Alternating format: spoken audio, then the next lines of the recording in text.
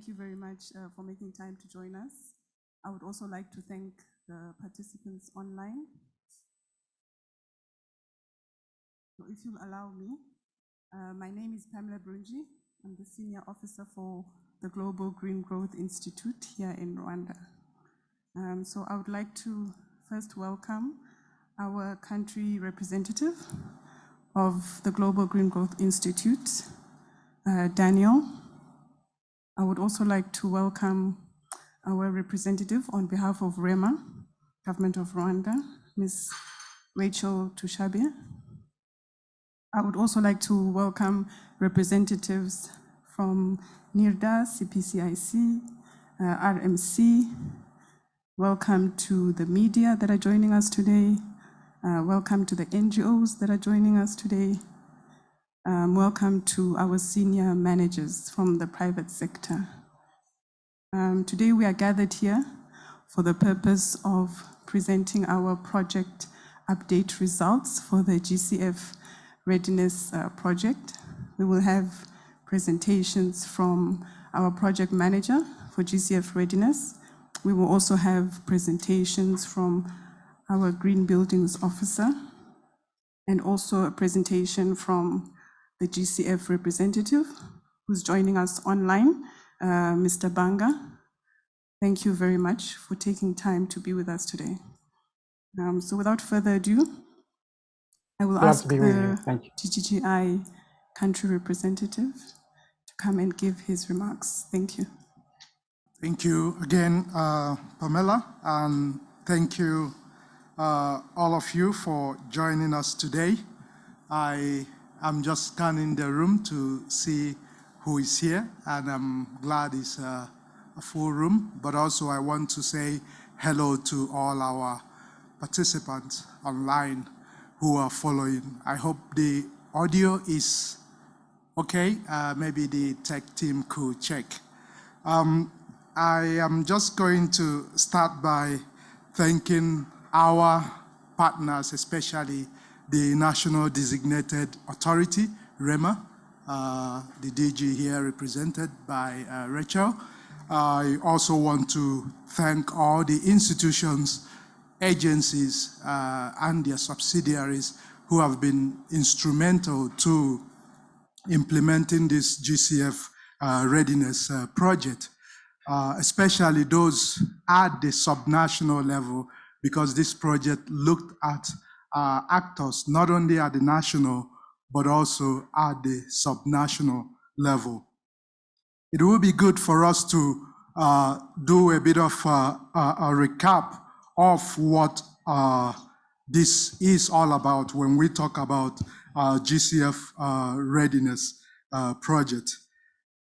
If you have been able to look into what this is, the Readiness project is aimed to strengthen the country's institutions and actors in order for them to prepare to deal with challenges, but also take the opportunities that relates to climate action or climate change. And the goal is to have a transformational long-term climate agenda, just like many countries have committed to transitioning to a green and climate resilient economy.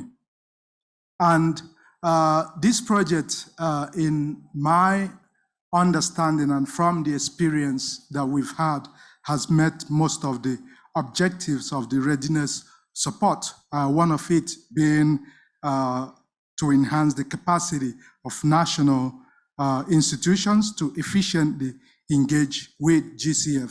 And Rwanda is one of a great example of countries in the developing world that have successfully engaged with the GCF. And we are proud to say that GGGI, as a delivery partner, has been instrumental to this success.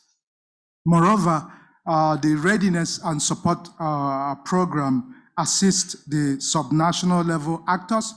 In this case, this project that we are doing the closing event, to understand, but also to get the awareness when it comes to the challenges that they face in regards to climate change impact. Before we move forward and I round up my opening remarks, I just want to show you a slide that could give you, if I can call it, an appetizer of what the project have achieved in regards to key results. If you can pull up the slide, that will help me to talk a bit on that. The slide you're looking at here is just a snapshot. And for the fact that formally this project will be ending in the first week of May, some of these results will be updated in terms of numbers. If you look at this slide, you will see that we are talking of more than 800 local level beneficiaries. And this spans across institutions in terms of capacity building, like training, in some cases, daily one-on-one at the subnational level. Private sector, we are engaged. There were extended stakeholders who were trained. When you look at the institutional capacity, we've had 4 major workshops were implemented to establish the district level environmental protection committees. This is an important policy or framework or platform that the government have set up at the highest level, but it is to be instituted at the subnational level. We are happy to say that these committees has been operationalized through this project by meeting and creating awareness in regards to what will be their roles, what will be their responsibilities, and the challenges they could meet as members of the environmental protection committees. And there were 5 assessment reports, which once the project is concluded, you will all have access to. This is all on the institutional capacity. And when you look at the private sector engaged, we've been able to look at 75 staff within the district one-stop centers. And there has been a lot of awareness in terms of communication using both the print and the TVs. And we've also had a lot of campaigns in the different both global and regional events that has been happening. And for the extended stakeholders, you'll see that we have had opportunity to train 60+ journalists to look at investigative reporting skills when it comes to green growth. Because when we understand what green growth is, especially in the context of Rwanda, but also within the different sectors that people work on, then it will be even easier for the public to have that required or needed awareness. So it is our hope that the results that you can see on this slide has helped Rwanda not only to prepare and be ready to transition to a green and climate resilient economy, but also to set an example as a country that could share its lessons to fellow peers within the region, but also globally. Our expectation is that as we follow up on these results, as we follow up, especially at the subnational level, we want to see how these outcomes will translate to projects, it will translate to jobs, it will translate even to opportunities that will positively affect the livelihoods of the people of the country. So I want to thank you once again. As we go into the event, please feel free to ask questions, feel free to interact with us, because you will see more details of what you have seen on this snapshot. Welcome once again, and we are happy to have you on this closing event. Thank you very much. Thank you very much, Daniel. Without any further delay, I would like to ask Ms. Rachel to come to give her remarks from REMA. Thank you. Good morning, ladies and gentlemen. On behalf of the Director General of REMA, I'm glad that I'm representing her. She got the meeting to attend, which was so crucial, but here we are. Rwanda, as the national designated authority, is pleased to have partners on board who help us attain a climate resilient Rwanda. And we are glad that partners like GGGI came on board because environment has been considered as a cross-cutting issue in national planning.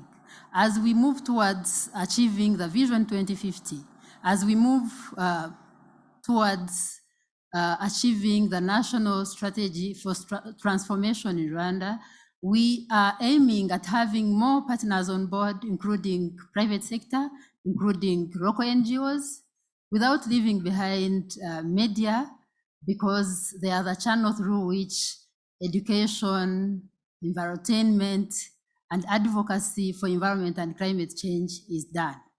And we are pleased to say that the trainings that have been carried out, REMA has been a partner too, to ensure that, for instance, environmental committees at different levels, districts and sectors are trained. These committees have members of different sectors of the economy, through which we believe when they are trained, at least planning from the grassroots level up to the national level can be attained, and implementation of what has been planned for environment and climate change is attained. We can't do this without the help of the private sector, because they are the solution makers. They are the people we anticipate to develop different projects towards climate resilience. So with these few remarks, I just want to say thank you, and we look ahead to working together to ensuring a sustainable Rwanda. Thank you very much. Thank you very much, Rachel, representing the government of Rwanda. Our next presenter, ladies and gentlemen, is Mr. Banga from the Green Climate Fund. He'll be presenting online. Mr. Banga, can you confirm that you can hear us? Yes, I can hear you, and I want you to confirm that you can also hear me. Yes, we can hear you. Great. The floor is yours. Thank you. Thank you so much for giving us this opportunity to speak. We did not prepare a formal presentations, but on behalf of the GCF, and particularly on behalf of the Africa Regional Desk, I would like to say a few words and thanks the NDA for inviting us to join this meeting, which for us is absolutely important. As you know, the GCF is a country-driven fund, and our objective is to support the country, particularly through the Readiness program, so they can build the capacity of the local stakeholders, including the private sector, develop the institutional frameworks and the policies that are required to implement climate change project, but also implement the adaptation plan. The Readiness program is also designed to support the country to build a pipeline of projects that they can submit to the GCF and have funding to implement the national climate change priorities. And the last objective of the Readiness program is exactly what you are doing here today, which is to share knowledge. And this is particularly important, not only for Rwanda, but also for us at the GCF, because it is an opportunity for us to learn or also understand what are the best practices, what are the lessons that have been learned throughout the implementation of the project, and how we can better design and adapt the Readiness program to better serve you. So it is really a great opportunity for us. And we want to take this opportunity to say again, thank you to the NDA of Rwanda, and thank you to GDI, the delivery partner, which has served in the implementation of this Readiness proposal. And we are looking forward to hearing what are the best practices, what are the best lessons learned, but what are also the challenges that you have face that we at the GCF can help address. So these are the few words that I would like to say. And again, I would like to apologize on behalf of Kabishi, who is in another meeting right now, and he won't be able to join us. But he actually asked me to say these few words, and thank you very much for inviting us to join this important meeting. We look forward to the lesson learned. We want to learn with you and improve the readiness program to better serve you. Thank you so much, and we wish you a very productive workshop. Thank you very much, Mr. Banga. We appreciate your time and we appreciate you joining. If you don't mind staying online, we have 2 more presentations before our brief coffee break. For the participants online, please feel free to drop your message and your questions or comments in the chat box, and we will address them before the coffee break. I would now like to call upon the Global Green Growth Institute Green Urbanization Officer, JP, to give his presentation, and he will be doing the presentation with our Green Buildings Officer, Diraj. Thank you. My presentation is to develop more about what our country rep summarized in his openings. Is all about the project that started in 2020, May, and now you see there's 2 years, and this is because of the COVID pandemic. Actually, it was for 18 months, but extended due to the pandemic. Happy, we thank everyone who collaborated with us for its implementation. We are delivery partner, but we do work with different institutions as mentioned earlier. So without delaying, I can give you, taking from what Joshua said, this readiness is about the, can go to this slide, is about the initiatives that we know, everyone knows that the climate is changing and we cannot ignore it. So this is why countries, including Rwanda, decided to develop some strategies and policies, starting from ourselves, the Green Growth and Climate Resilience Strategy, and some NDCs currently updated. So the GCF, in that nutshell, was created to support those countries to take the paradigm shift for economic development, but also being responsible for what is being done. So readiness is one of the support provided, focusing on the institutional capacity development, but also trying to lay ground on other initiatives, including preparation of the investment. So on the government of Rwanda, starting 2013, this is to give you why the readiness was developed. We are now strategically orienting our development through urbanization, green and sustainable urbanization, because the government know that this has even other impact than urbanizing, but looking at social and economic. So urbanization is a strategic orientation for Rwanda, but this also has to be done wisely, taking into consideration the negative side it may have if we don't plan. So the secondary cities, now satellite cities, is a strategic economic development taken by Rwanda to see how to balance the economic growth, regional, but also improve the living conditions toward off-farm job creation. So this will arrive with the government is confident that it will lead to a transformational economic and social development.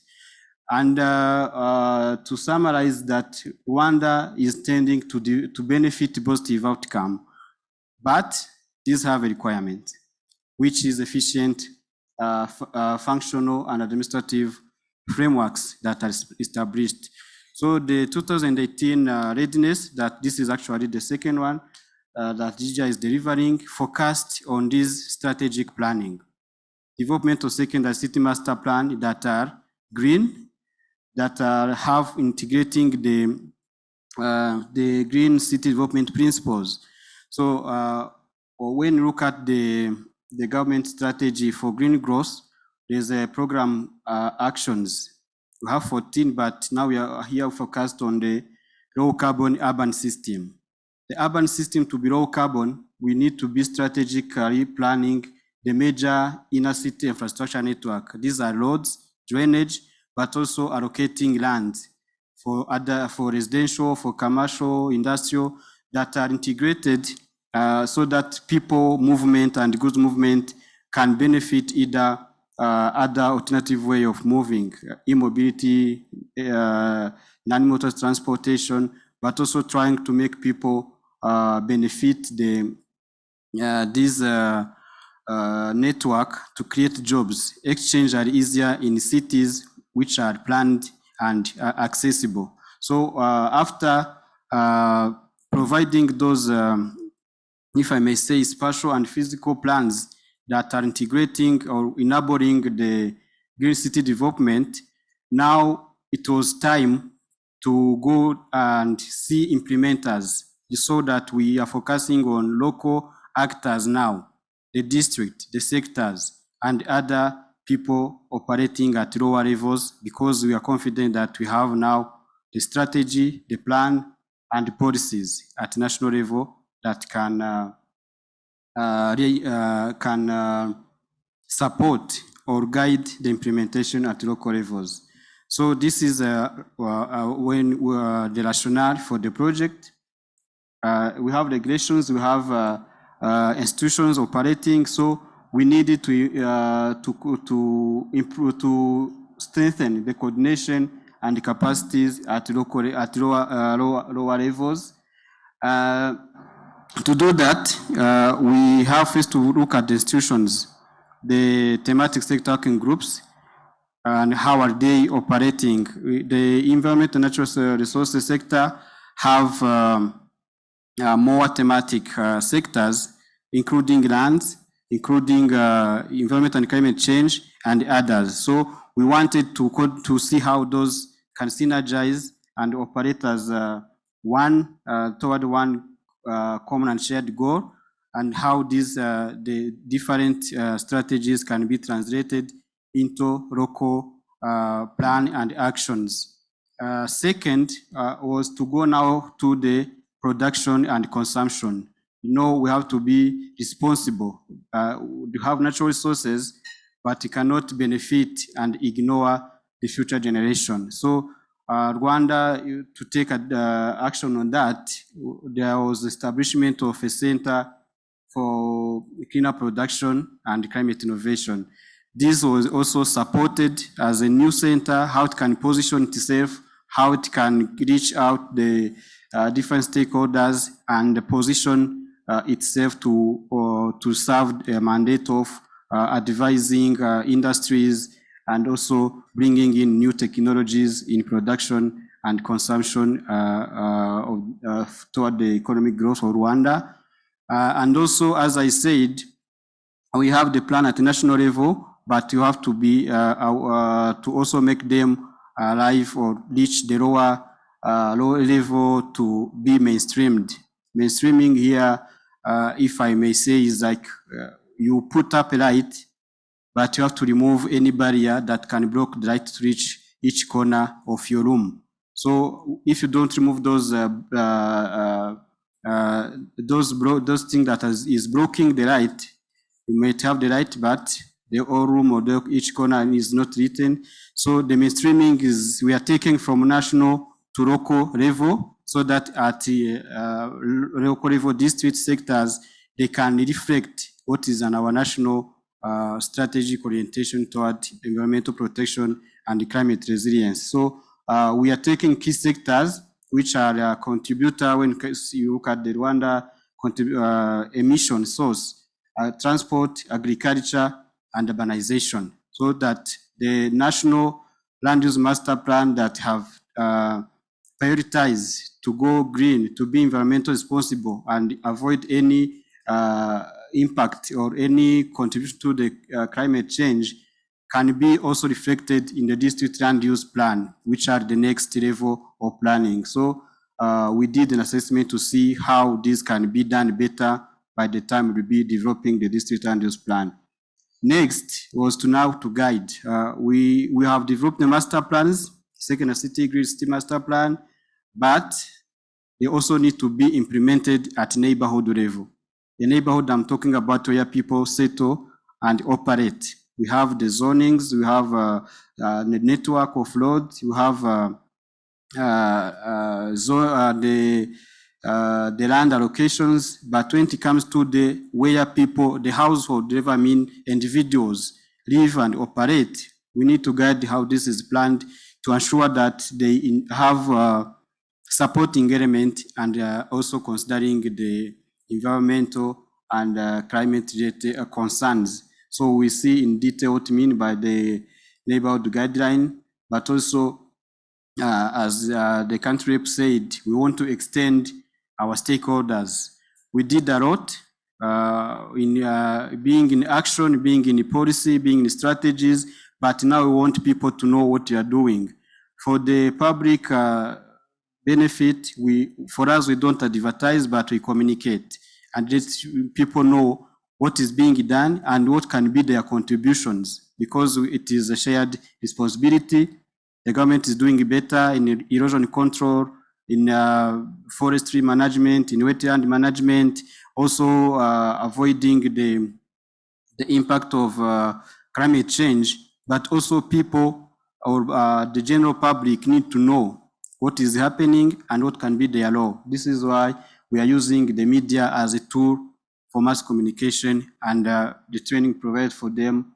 Now we are sure we have actors out there to talk our stories and mobilize people to act as players in the environment protection and climate change education.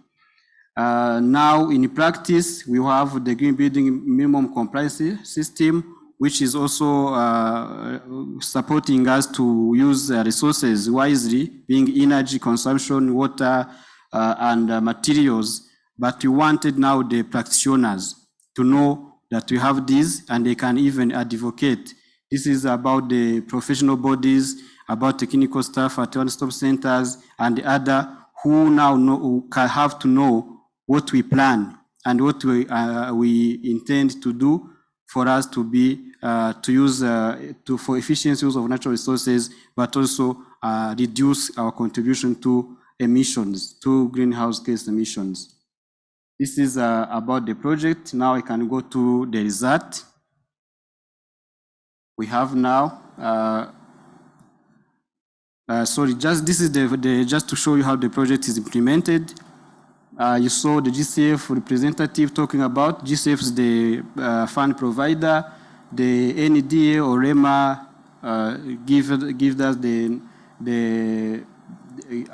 asked us to do as a delivery partner, and we do coordinate. The NEDA will be overseeing. So we use our own resource at GGI, but most of the time we do also outsource for activities like you say the trainings or that other activities that we don't have resources available in our institution. We do outsource, but to ensure that we follow all the guidelines provided toward the outcomes of the project. So this is just to show you how the project was implemented. Now I can go to the result. This is a summary. We are talking about subnational levels, even though this was the main beneficiaries. So we reached out to local government, but also other local stakeholders and community through those channels. The good things for countries like Rwanda is to have a well-structured administration framework. So when you go to the district, local government, you meet the executive committees. These are mayors, ES, and other. Then you meet also the technical staff. These go to the district, sector, and cell. So through our outreach and campaign, we ensure that we meet those local government leaders and technical staff, but also through the established framework where people gather at local level, like the Joint Action Development Forum, where NGOs, civil societies, PSF are met to discuss the agenda of the district. So we ensure their representation where possible, but also the district council, which are the community representative. And lastly, we reached out to those district environmental protection committees. They are established just to be like, to keep an eye and advise on what is happening on the ground where institutions like REMA cannot be fully present. So they will be operating to support the district environmental protection, alerting the readers, but also advising for better ways of doing when it comes to environmental management and climate resilience. So through consultation, through awareness, outreach, dissemination, and workshops, we managed to reach, when you look at the 19 districts, we went there, had a meeting, being national, being local. So in estimate we have, based on the meetings we conducted, we can say that more than 800 plus were reached, and now they know what is meant by green growth, what is their role to play in climate resilience, in environmental protection, and even some concepts and principles they have to bear in mind when they are planning their development and strategic orientation. Other beneficiaries were at national. You saw that there's an institutional capacity development that we are made. Next. We worked with the National Designated Authority, which is likely is the Rwanda, also Rwanda Environment Management Authority, which is overseeing what is happening at the country level. Can I see the next slide? Yes. So is the REMA, Rwanda Environment Management Authority, which is also the NDA, were supported in communication knowledge management. As I said, we are doing a lot, but we also need some people and development partners to know what is being done and what can be their role and contribution. So this is based on information we share with them. So they are also improved service delivery. You know, REMA have some service to deliver to the public for just for the sake of environment protection and the other regulations. We also supported the Land Management and Use Authority in terms of communicating what's the new adopted master plan, National Use Master Plan, but also the guideline we developed will support the center or the authority to guide implementation of this master plan. And as I said, we're also aware that there are some land users, key land users, agriculture, transport, human settlement, and public and infrastructures that we need to keep an eye on them, on how we plan and how their respective projects are designed. So we did an assessment to see the National Land Use Master Plan has provided for that. Now that we are going to the District Land Use Development Plan, what can be done better so that nothing is left behind? As I said, the right have to reach each corner so that we ensure that the source is, the mainstreaming is done. So we did this assessment and the reports are there, and we are sure it will guide the ultimate planning at local level. Also the Center for Cleaner Production and Climate Innovation, we supported in stakeholders engagement and outreach. It is establishing, it is positioning itself, so we supported it to reach at least some level at national and even international in some conferences and other platforms. So now we have a website of REMA, which is upgraded, and importantly, the climate portal. The climate portal is a repository of information, but also we put it to the level of being more interactive.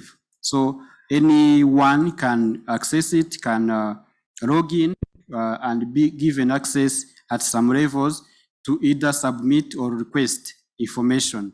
So before it was waiting for people to, if there is a report coming from either Minister of Environment or Minister of Agriculture, to reach the portals to be done through other channels. But now any focal person from any sectoral institution will be able to access the portal and submit information, and it will be alive. And another added value for it is what we call portal user forum, where the discussion will be live, ask question and answer, and to be easy for the NDA or the REMA to communicate to the public, and also assuring that any update is given on due time. The two applications now are upgraded, and it is automated client response. Instead of waiting to go to REMA and ask who is doing my file, who is working on my file, now I'm talking about two, but I know that there are many services that need to be upgraded. But now the two, anyone applying either for plastics disposal or other permission given by REMA will be interacting with the officers or the authorizer and be given the feedback just online instead of knocking on the doors and coming and forth. So we disseminated the National Land Use Development Master Plan into 19 out of 27 districts. That was in collaboration with the Rwanda Management and Use Authority. And during the dissemination is where now you see the appetite by local implementers. We want you to show us what you are requested to do. But if you are speaking in an expert language, we cannot really contribute. But if you are coming here to sit and discuss with us in our own understanding, we can do better. So the dissemination is all about translating what is in the national into local action in a more understandable context. And you also face the local context. What is planned in Nyagatare as a flat area cannot be the same as the western part, where they're dealing with erosion and landslide. So when you discuss with the real people who are on the ground, now you can know the orientation to take when it comes to local plan and strategic orientation. The advocacy for the cleaner production and circular economy were done. We developed a corporate brochure for the center, a stakeholder engagement strategy, but also facilitated to, if I may say, gathering people and know what they need through the SMEs and some industries that are taking part of this move of circular economy and resource efficiency. Next. Yes, on the institutional capacity, I think I went through this. We did upgrade the portal, but also there have been some training provided. If the forum is going to be made by focal person in different institutions, so there have been training to show them what we are looking for them to support on. So they were given training on climate change communication, with some terminologies, some contexts that have to be reported. When you are talking to the public, you need to put in what they do really understand. So climate communication need to be also understood by those people who will be using who will be in the forum. How can we report? What are some indicators? What are some figures? What are the activities that need to be reported and say that you are contributing to the climate mitigation and adaptation. Also, we have to know what are international climate negotiation about, because the climate doesn't have border. So when you are negotiating, we need to see regionally, globally, and even country level. So these negotiation techniques and knowledge and skills were given to the forum user, data analysis, and content development. So now that the forum will be launched, we at least they have the basic requirement of what they'll be doing. The environment and natural resource sector communication performance. So this sector is cross-cutting, it is within institution. So we wanted to know what is being communicated, either being the Minister of Environment, being the Minister of Infrastructure, Agriculture, and the other ministries that are contributing to the sector to make sure that we communicate the same message and in a more focused way. So there are some gaps when you look at the website, when you look at the channel, either Twitter, either whatever. So what we did was to assess and recommend what can be done better. Either all the content have to be updated. Can you make it more visible? Can you make it more accessible by the public so that you can extend the audience? When you know what the audience want, you can easily communicate. So the assessment and recommendation are also done to not for the NDA, but also to other institutions that are part of the sector development. So the 5 assessment reports focused on agriculture, as I said, transport, human settlement, environment, natural resources, and public utilities, because they are the one highlighted by the National Readiness Master Plan as contributors, or have to keep an eye on them. They are land consumers. They are also, they can also, if they are not well planned at the all levels, we cannot benefit the outcome of what we are doing, agglomeration and the protection of the environment. So those reports, we support the development of the district land use plan as a baseline information, and they have recommendation to be taken into consideration. Next. Still on the institutional capacity development, there have been, as I said, stakeholder engagement. We now have the website, the corporate brochure, social media campaign, and also documenting some success stories. There have been something done. The manager of CPCS will present and talk about this in detail, but also on the advocacy.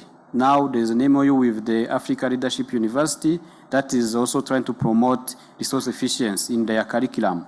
So they develop people who can do leadership but also contribute to the sector, some sectors. So if we have people who understand resource efficiency from the academic side, we also have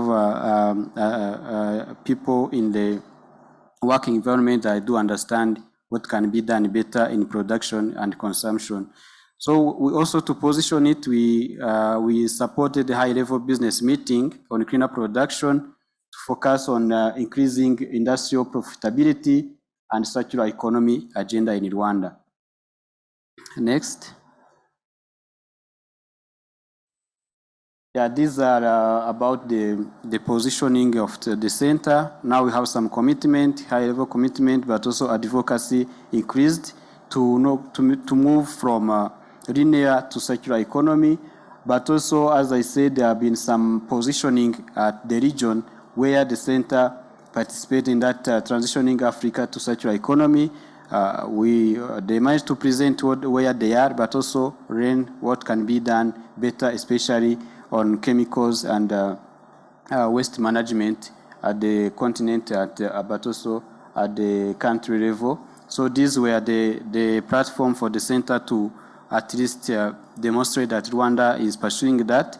Luckily for the Africa Development Bank, they know that we are taking that advantage of circular economy and close the loop in terms of resource use and minimize the emissions, but also the waste. So the center, we support it, and we know it will take off and develop further. At the institutional capacity development, as I said, we have these committees. The committees are established by the PM, the Prime Minister order, meaning that it was a high-level decision to ensure that whatever is being planned at the central level have to at least be managed or understood at local levels. So the committees are at district, sector, and cell levels.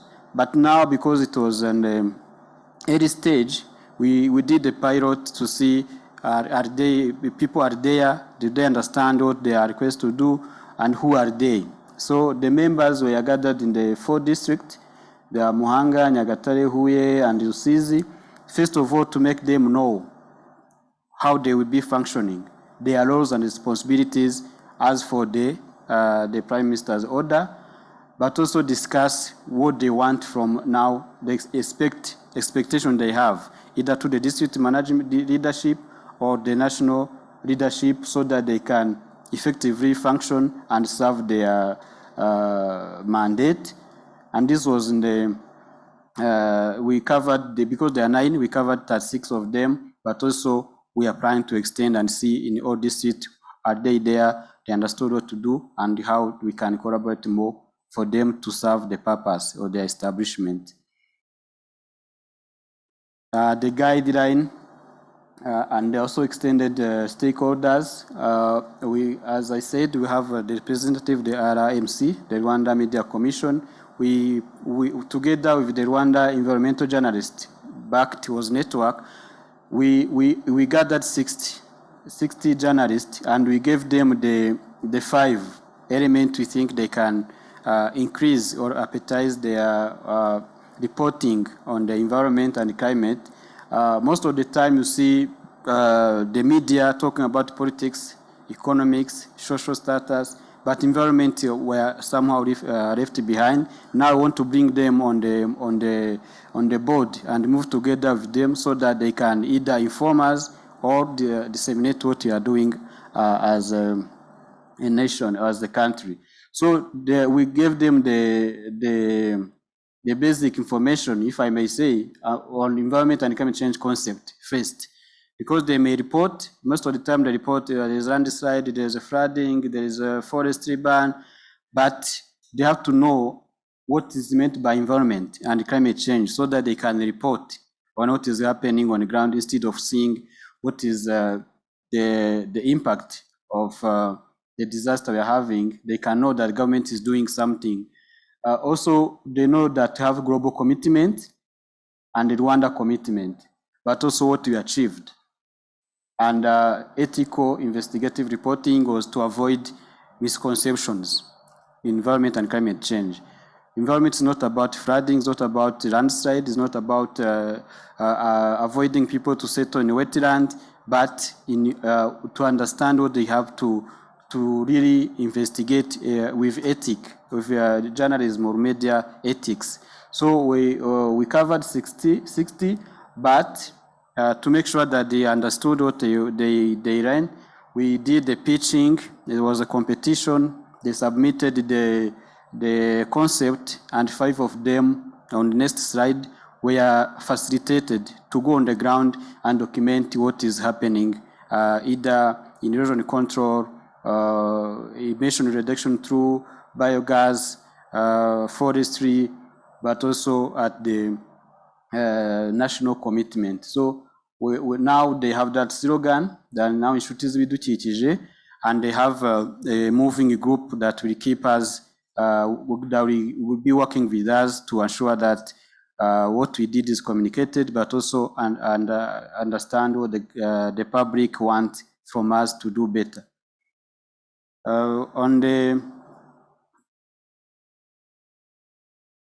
These are the 5 that were awarded facilitation to document on ground success for government initiative.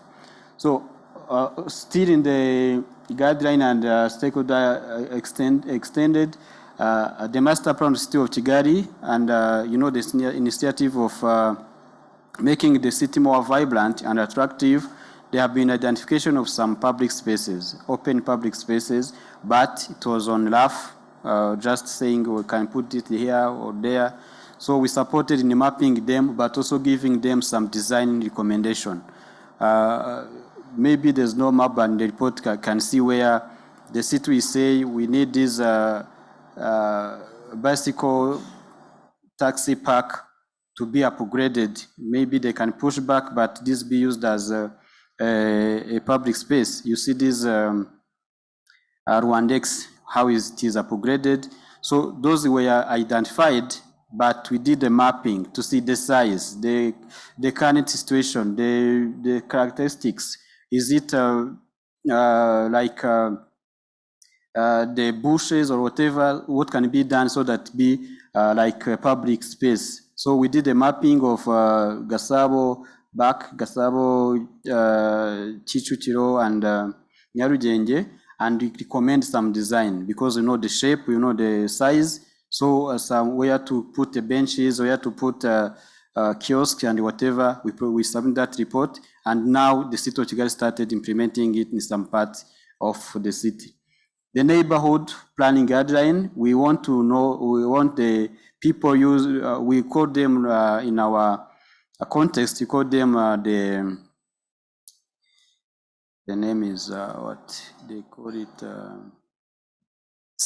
physical plans, yeah, physical plan, where you lay down the plot, but the way it was being done is like you just stood to the vertical and horizontal, then people will settle in without any drainage, without any space for recreation, without any waste management facility, without even considering how this neighborhood is integrated within the city network. Accessibility, is it there, a road going there, how the people entering or going out the neighborhood will be facilitated, is it taxi motor accessing, how they can move inside, promoting walking, cycling. So we are putting principles and some physical and spatial consideration, socio-economic and climate change consideration into that planning, instead of just having an agglomeration of houses where flood will come and hit the whole line. Now, with those guidelines, we put what is the requirement for accessibility.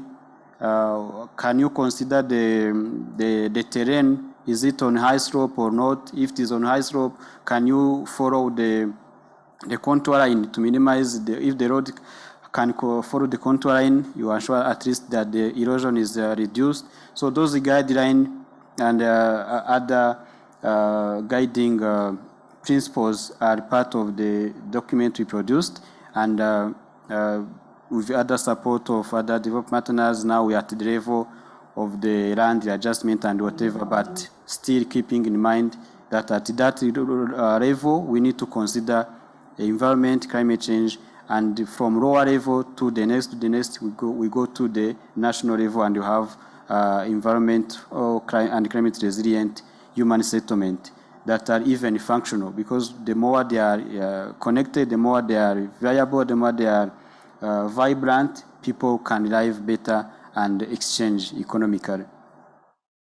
I think I'm on the last. No, before we go to that slide, because I've been inviting my colleague Diraj to come and present. These are the dissemination we did. You see people on the ground verifying what would we plan as human settlement. This is both urban and rural. Most of the time on the ground it can reflect different things. So on the dissemination we included, first was to make people staff and leaders understand what is the National Youth Master Plan and what we are asking them to do and what they can ask us to support, but also going on the ground and see if what we are proposing is reflecting the reality on the ground. Most of the time we see moving the boundaries or extending because of the terrain. Either it is a forest, either it is a wetland, either it is on high slope, and also on fertile soil. We are now dealing with agriculture, residential, and whatever competing. So this decision is made when you're on the ground. That's what the physical verification of the boundaries proposed by the National Youth Master Plan. So I will invite my colleague Diraj to talk about the last and important point.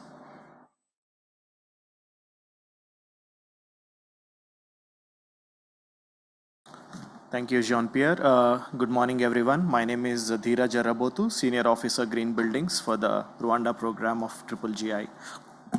So, as many of you are fully aware, the building sector is responsible for approximately 36% of the global energy consumption and almost 40% of the global CO2 emissions. And it's also very interesting to note that if you look at the Africa context, the building sector, it consumes close to approximately 60% of the energy that is produced and is responsible for almost 30% of the CO2 emissions that are coming from the continent. So that means the building sector plays a very critical role in our fight against climate change.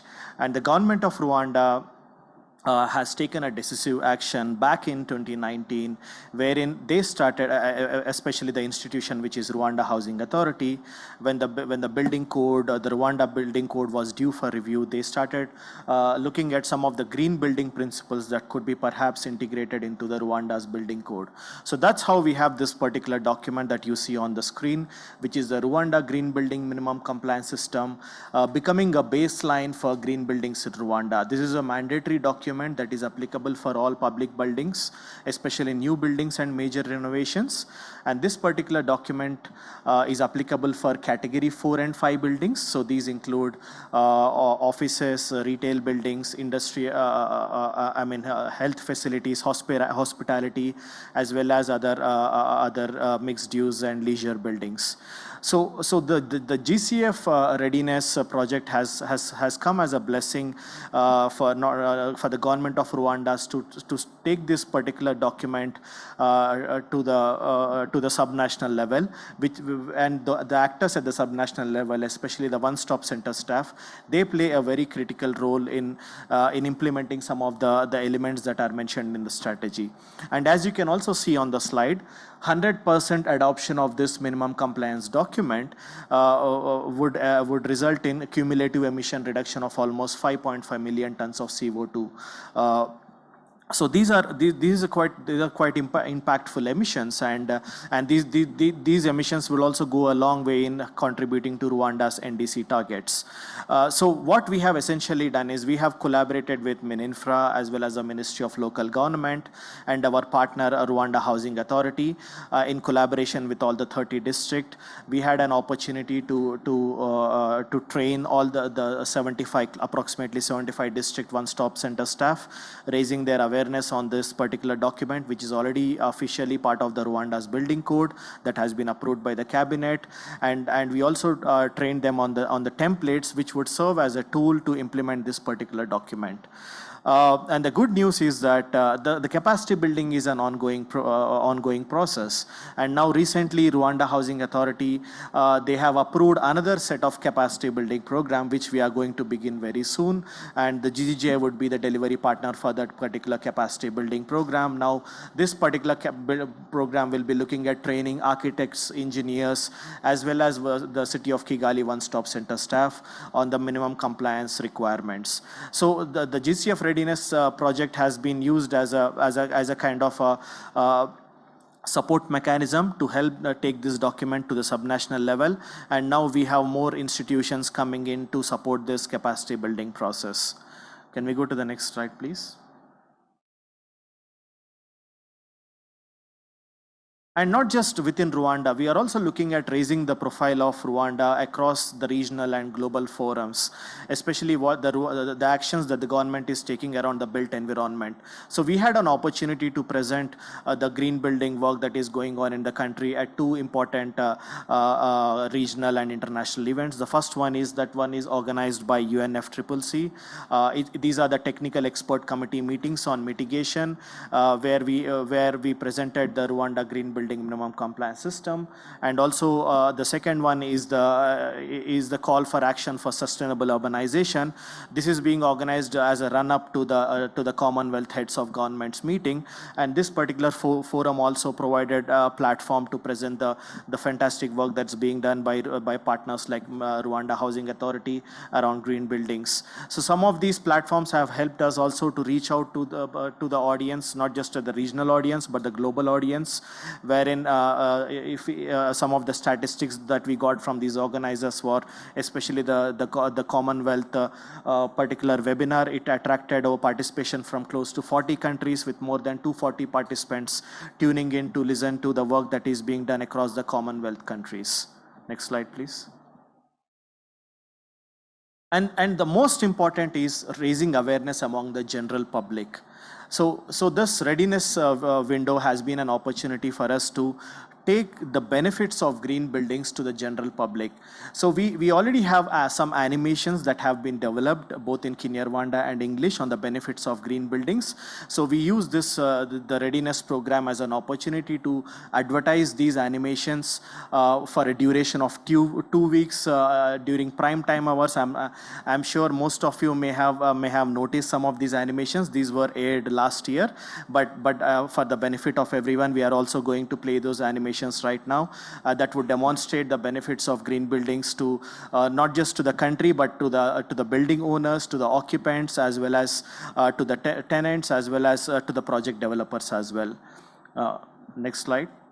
Rapid urbanization is putting pressure on resources. The conventional construction model consumes excessive energy, water, and materials, leading to high building operational costs, poor health of occupants, and environmental degradation. Green buildings provide an opportunity to address these challenges. Buildings have to prioritize energy, water, and material efficiency solutions such as proper orientation, natural ventilation, daylighting, solar energy and cool roofs, LED lighting, rainwater harvesting, tree preservation, and locally produced building materials. Green buildings save money and provide better living and work environment for the occupants. Green buildings for a green Rwanda. Thank you very much, Diraj, and thank you to JP. Thank you to the online participants who are still following the discussion. We appreciate your patience. Our next presenter is from the Cleaner Production and Climate Innovation Center, Ms. Sylvie. And after her presentation, we will then open the floor for Q&A. Thank you. Thank you very much. Good morning, ladies and gentlemen. I'm called Sylvie Mugabe-Kazi. I'm the coordinator for the activities under the Cleaner Production and Climate Innovation Center. So I think by now the term is not new to you because you have been heard everyone talking about CPCIC. So that's the abbreviation for Cleaner Production and Climate Innovation Center. I have a presentation on this. So I'm going to share with you what is CPCIC and what is its mandate and achievement so far and where it is looking forward to go and what it looks to achieve with everyone. So next, please. CPCIC started as a program called Resource Efficiency and Cleaner Production. It started from REMA, or NDA, under the support of UNIDO and UNEP. It was geared toward increasing environmental performance of industries because as the population grows, consumption and production is also increasing, as it has been mentioned by previous also presenter. Then this put pressure on natural resources. We generate more waste, but then we have the impacts, the climate change, waste management challenges that we have now. Although by the milestone we are having, there are some achievement and we have a vision.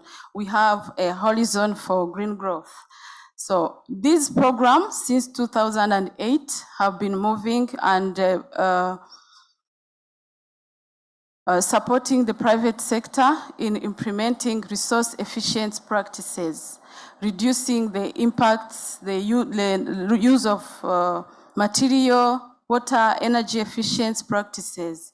So since its establishment by the cabinet in 2019, it was merged and called the Cleaner Production, but also there was another envisioned center called the Climate Innovation Center, which was mainly geared toward promoting climate and green technologies to help the private sector to adapt to the changing world and also to the climate impacts.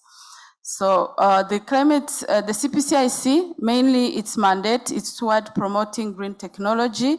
We are not providing we are not making green technology. We are sharing knowledge, we are sharing practices, but also if you don't have information, there is fear. So we share with the private sector what are the opportunity in improvement, mainly going green. Sometimes there is that feeling that green investment is expensive to the private sector, but toward technical assistance and awareness, we came up to a point where we can de-risk that fear of investing in green technology. Next, please. So as a state-owned enterprise, it is a government-owned enterprise established under the Line Ministry of Trade and Industry, because we need to be closer to the private sector. We are under the National Industrial Development Agency, commonly known as NIRDA. So as a company, we have a mission, a vision, and also values. So we promote cleaner production, as I said, climate innovations and prosumer economy, concept and practices, not only talking of law, so we are moving from policy to actions with the private sector. So our mission, we would like to see our production processes, our private sector being green. We would like to see Rwanda as a country contributing to reverting the effects of the climate change. So through the private sector, but also the public, because the public also need to be engaged. If the private sector is producing, is sharing services that are green, but we are not ready as a public to consume them, then we are not going anywhere. So we are not only geared toward the private sector, but also to the public. This is through creating awareness and awareness material as the one presented by Delage on building. We also have some on industry, but also on sustainable products on the market. Next, please. So as I said, since 2008 and 2005, there is a milestone of achievement under the Cleaner Production and Resource Efficiency Program, which was moving from Ministry of Trade to the private sector. We have been able to reach out to industries, districts, academic institution, sharing what is intended in resource efficiency. Why do we need energy efficient equipment? Practices changing our behavior by reducing less, reusing, recycling, and how it translates in climate actions and the impacts. So by now, by 2019, that's when it was transformed into a state-owned enterprise and we are still under establishment. Thank you. Next, please. So as I said, we are working toward greening industry by reducing the level of consumption of natural resources. Being a successful industry does not mean to use much water, a lot of raw material, generating too much waste. That is actually a loss to the production and to the facility. So we work toward creating awareness in industry on ways of reducing the natural resource use mainly, but everything is around the natural and extraction of the material. We also, as the climate change is striking, we also work to reduce the climate impact by reducing the emissions from industry. From those different activities that are done to preserve the natural resource, the impact is also reduction of greenhouse gas emissions. So we also mainstream after we prevent emissions, but when they are there, how do we manage them? Mainly solid waste management through different practices that we can call green, the normal 3R, the reuse, recycle, and reduce, the circular economy practices, how to we raise awareness on industry to create product that can be reused, that can be repaired, that is commonly known as circular economy, but also to, as I said, the public as the main consumer, they need to create profit for the private sector. They need to be aware that if a recycled plastic product is there, or if a long-lasting product is there, that is the one to go for. Not that like the single use, there have been different promotion of practices around sustainability. So we raise awareness around that. But at the end of the day, also there is a change in processes, change in technology that are used by the private sector, because they end up being the main contributor of consumption of natural resources, but also emissions. So we also discuss with the private sector on ways of doing green investment, not just going for second-hand machinery imported or elsewhere. The reuse of machinery, it needs to be indicated that it is green. It is preserving the natural resources, not generating too much waste. That is the green technology that we promote. Next, please. So in doing so, our services are technical support. So we have material that are there, that is the Cleaner Production Toolkit. In a nutshell, it encompasses practices around change of input material, where we assess what are the impacts of input, quantities, are they necessary, if there is a way of reducing, what is the impact of technology that is used by the industry. Technology is the whole machinery or any process, or even the knowledge of people. Do you know that even knowledge of people can affect the productivity of an industry or a production process? Because if people are not aware of using rightly the equipment, then the industry end up spending too much. And loss of money, it is not just spending notes, it's in material and other consumables in the factory. So another element that we focus on is improving operation practices through the just changing of behavior, but also capacity building. We also see how is the products are designed, going to the market because it needs to be consumed. Sometimes changes can affect product, and private sector or for industry, they are reluctant on adopting new technology. So you need to also assess what will be the end results on the market. Will it be presentable? Will it be marketable? So we also look at it to see and how is the impact when we look at the reuse, recyclability, and repairability of the material on the market. But also, we also promote good practices on site, as I said, apart from the best practices of switching lights or other improvement.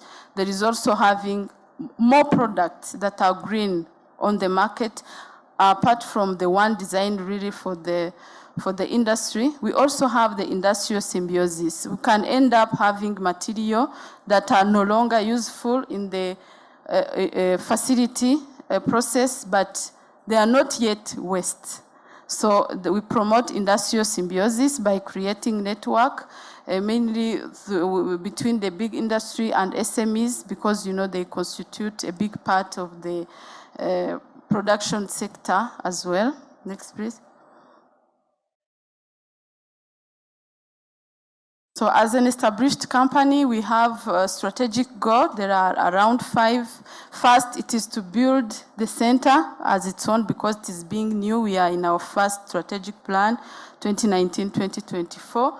So we gear toward to be a hub of knowledge on green practices, information on green technology, but also building capacity of the industry. But academia, as they have said, we are now building a relationship with the universities to have either interns or the sustainable practices included in different curriculum. We also provide business and consultant services where need be. If an industry or another market player, they need a service toward green services, they can reach out to us. Then we see ways of facilitating their transition to green practices. We also gear toward facilitating the access to finance because our local financial institution, even apart from the GCF, is a well-known fund, but also our financial institution needs to be we need to discuss with them on how to facilitate and what are the indicators to look for when for providing loan to the private sector. Because some of them, if they are green, people are reluctant, as I said, but looking at the indicator, looking at the profitability, and the return on investment, this is already de-risking green investment for the private sector. So even designing projects together with the private sector, but also other national stakeholders to facilitate the green investment. We also work to build network, knowledge management and information, because as I said, cleaner production as well as the climate innovations, it is merged. There are regional and global centers that exist in other countries. So we are part of the network. It is a platform for information. That's why although we are here in Rwanda small, but we are big regionally because we have access to information from other experts. So we are also sharing them. That's why we look ourselves as a hub of information on green technologies and green practices. But also we work together. As I said, we are a private company, but we are here because we work together with the government institution also to provide, because we have information on results of action from policy, we can also influence. We look toward to be able to influence more on the policy instrument that can facilitate access to green technology. Next, please.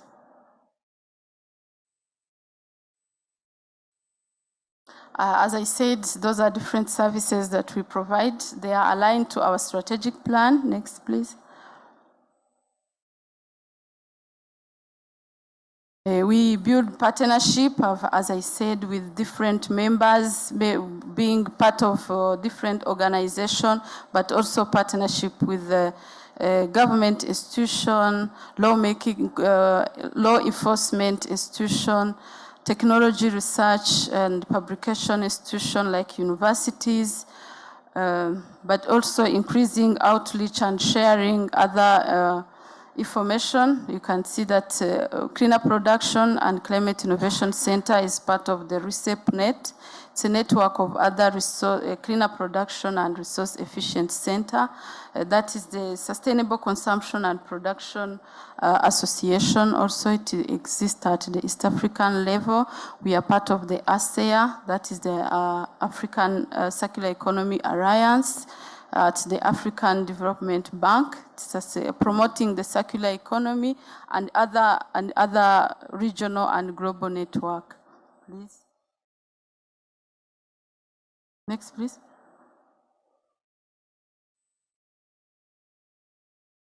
So from 2008, as I said, we reached industries, we reached public institution, district, and other areas.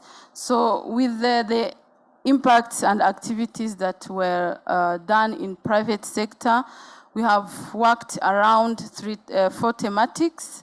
That is energy efficiency promotion in industry, water management, material use, and waste management.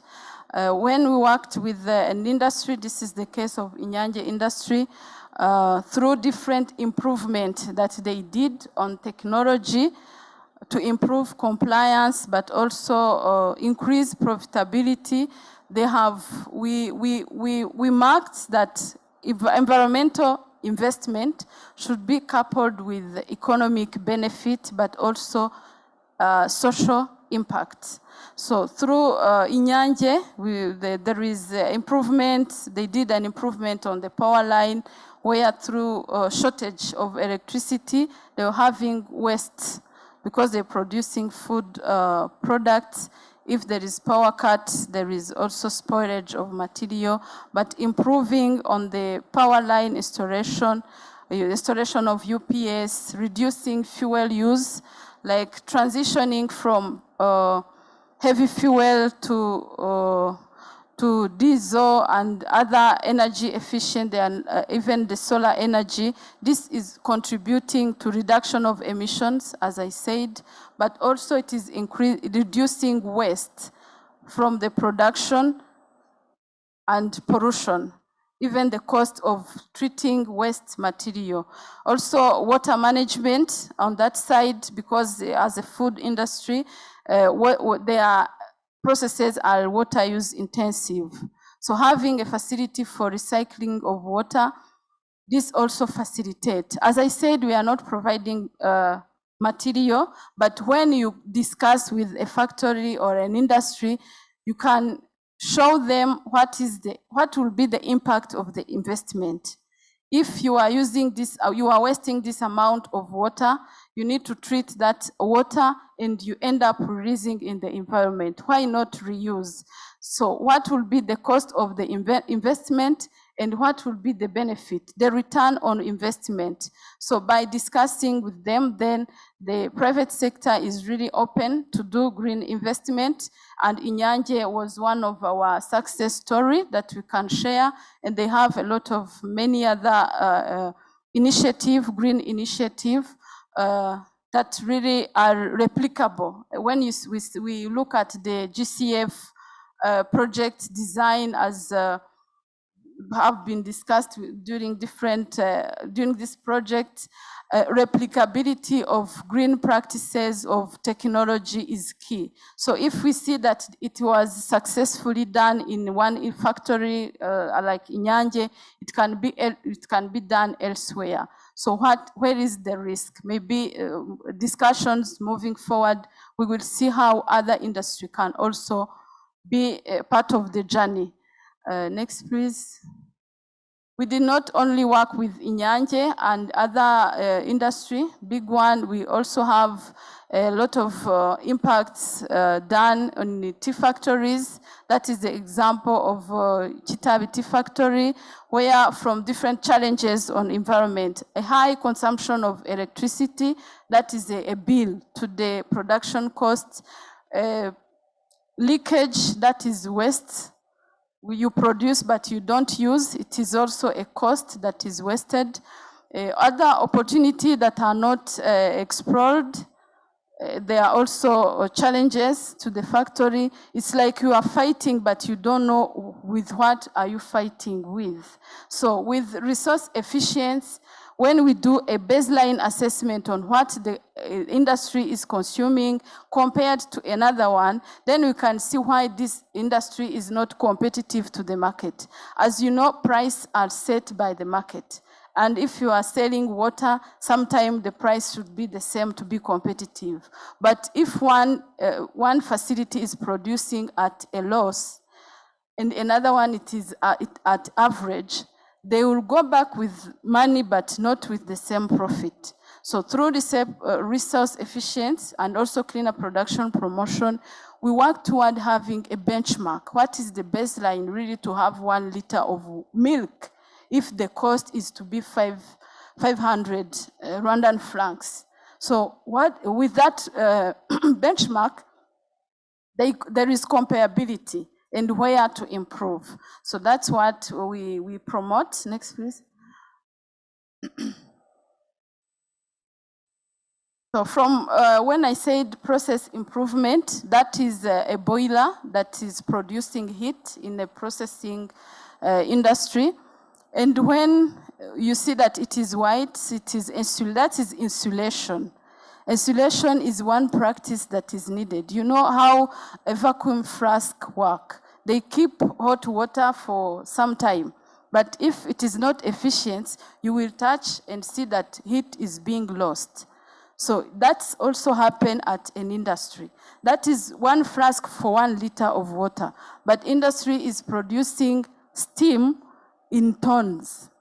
And if they are losing heat, yet they have used either fuel, either biomass to produce that heat, that is lost. So through showing them that if you invest this amount of money and you improve, this process, this will be your return. You have return in 3 years, you will no longer have losses.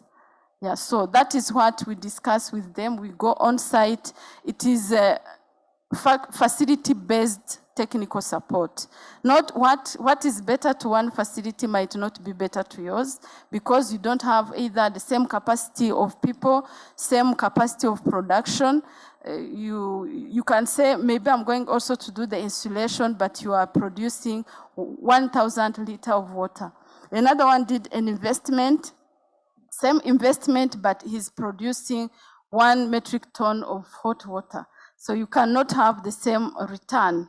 So it is based, tailor-made to each facility and each industry. And next, please. And different to each options that we are proposing, we do the same action. We need to look what is the environmental impact, what is the economic benefit, and if possible, also there should be social impact, creating green job to the industry. So those are different good practices that are implemented in industry. There is one truck that was from scrap, but also they made a trailer. That is one simple example of circularity, circular economy. What is in our waste? There is value in our waste, and we can value those waste into new products. Before I close, as my colleague Jean-Pierre mentioned, we benefited from the GCF support project through development of our stakeholders, engagement, a strategic plan, because we were having a new strategic plan. So we also had a support through this project to be able to engage and be closer to our to the public, but also to our clients. Now we have a social media coverage. We have, as I said, a strategic plan for stakeholders engagement. We are also able to reach out to more people nationally, but also regionally and globally. So we really appreciate the support from the project, the guidance from GGGI, but also REMA, who are always closer to us, because as she said, the representative from REMA, private sector, they are solution maker. So if you have only policies without actions, we will not move anywhere toward addressing climate change impacts. So I would like to thank everyone and call also everyone to act on these climate change impacts through different activities. It is not one-man journey, it is for everyone. Thank you very much, and thank you for your attention. Thank you very much, Sylvie, for that insightful presentation. Thank you also for your practical examples. I am taking note of time for our agenda. As you can see, there's a lot of information that we need to digest today. But what we'll do is we will make sure we circulate all the presentations to our online participants and the participants that are joining us today in the room. So we're going to open the floor for any questions. We will start with our participants online. Do we have any questions online, Grace?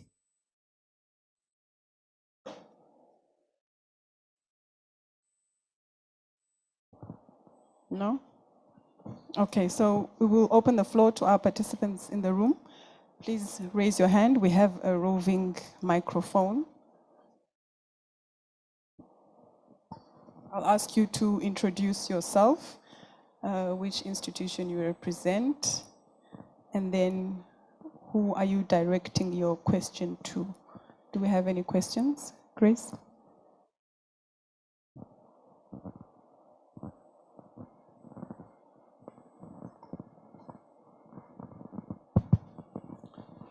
Thank you very much. I'm called Emmanuel Munyamahoro. I'm a senior economist at SCAT Projects. So appreciate so much the presentation which has been done here. So I have one question for the last presenter. She talked about the green solutions in industrial level. So I have one question, a particular question about the industrial level. For instance, she mentioned about the tea factories, how they use the wood and the proposed solution for the wood consumptions. So in SCAT also have a particular projects for the brick production. Most of them still using the wood, and we know that it is a problematic, even if we're proposing some solutions by waste like sawdust or coffee husks, but still it is a challenge. Now in her presentation, she mentioned something like a solution they did in Nyange factories. Now my question is, how do you balance this? Do you think there is always a balance between replacing the old technology with the new one you are proposing? If there is no balance, so who's taking care? Who's paying this loss for industrial, let's say, new solution you are proposing? For instance, if it is replacing a machine or whatever, and if it doesn't balance to get return on investment. So what is other solutions for industry or mechanism do you propose to resolve such solution? Thank you.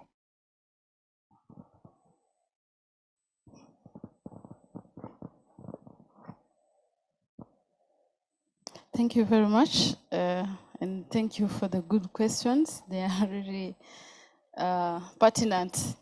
So on the questions of wood consumption, of course, currently we cannot, energy is still a challenge, and we don't have a final solution to consumption of wood in terms of generating energy, because that is the one way.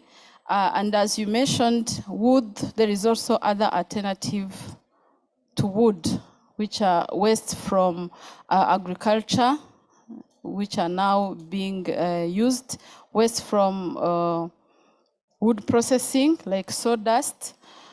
But the problem is currently on emissions. What we promote in that way, there are improvement of processes. How can we increase efficiency? Is the consumption of wood, like in different projects that you are monitoring, what is the baseline to have 1 cubic meter of maybe bricks, burnt brick? Are they competitive? Then looking at that, we can coming up with the solution. What can we propose to make this process more efficient? First, of course, it will depend on the material, on the market. Sometimes an industry can choose to go to work on, I cannot say it is a loss, it is a challenge. So to that investment, sometimes there is a need for heavy investment that are not directly available to the facility. So then we'll design project, we go to bank to see how this can be availed. And when we go also to green investment, there is a high risk. There is a risk at financial institution where they see maybe there is no return. But if calculations are well done, like the cost benefit analysis, and also public is aware, because elsewhere in other parts, sustainable products are just consumed because they are produced in an environmental manner. We just don't buy what is cheap if it is not environmentally friendly.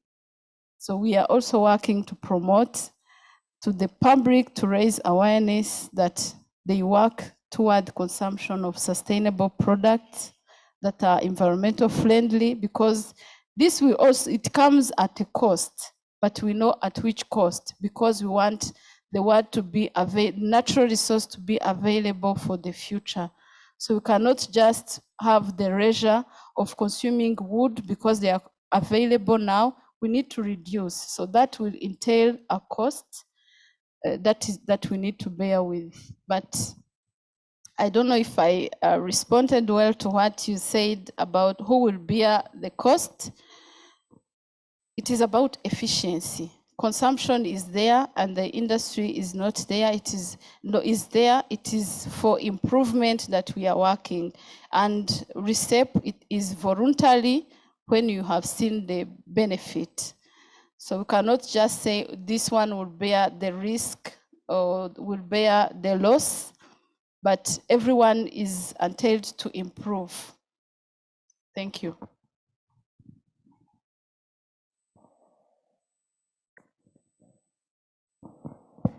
Thank you, Sylvie, and thank you for the question. I think it's a very comprehensive process that we all are still trying to understand, but thank you for elaborating. Do we have any more questions in the room? Please raise your hand. Okay, so we do have a question online from our representative from the Green Climate Fund. Please, can you unmute and let us know who you would like to ask the question? Thank you. Yes, thank you so much. Can you hear me?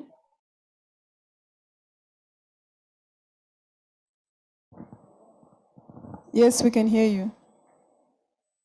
Please continue. Thank you. Thank you so much for the great presentations. Very interesting presentation indeed. And I would like to, take what the last presenter just said, that the private sector is solution maker. And here I would like to also mention that the GCF is actively supporting the private sector development, the private sector engagement in climate change project. The challenges that we are facing are unprecedented, and public money alone will not be able to address the climate crisis and develop some paradigm shifting project for developing countries. This is why it is important to actively involve the private sector in climate change project. And the GCF, in its recent updated strategic plan, has decided to significantly increase the resources allocated to private sectors to make sure that we de-risk the investment for them and attract them into sustainable investing. So we strongly encourage countries like Rwanda to involve the private sectors in climate change projects. This is a comment I wanted to make. Now I have a question for the first two presenters, and the question is more about country ownership or sustainability. You have developed a lot of frameworks and a lot of output from the implementation of the readiness proposal.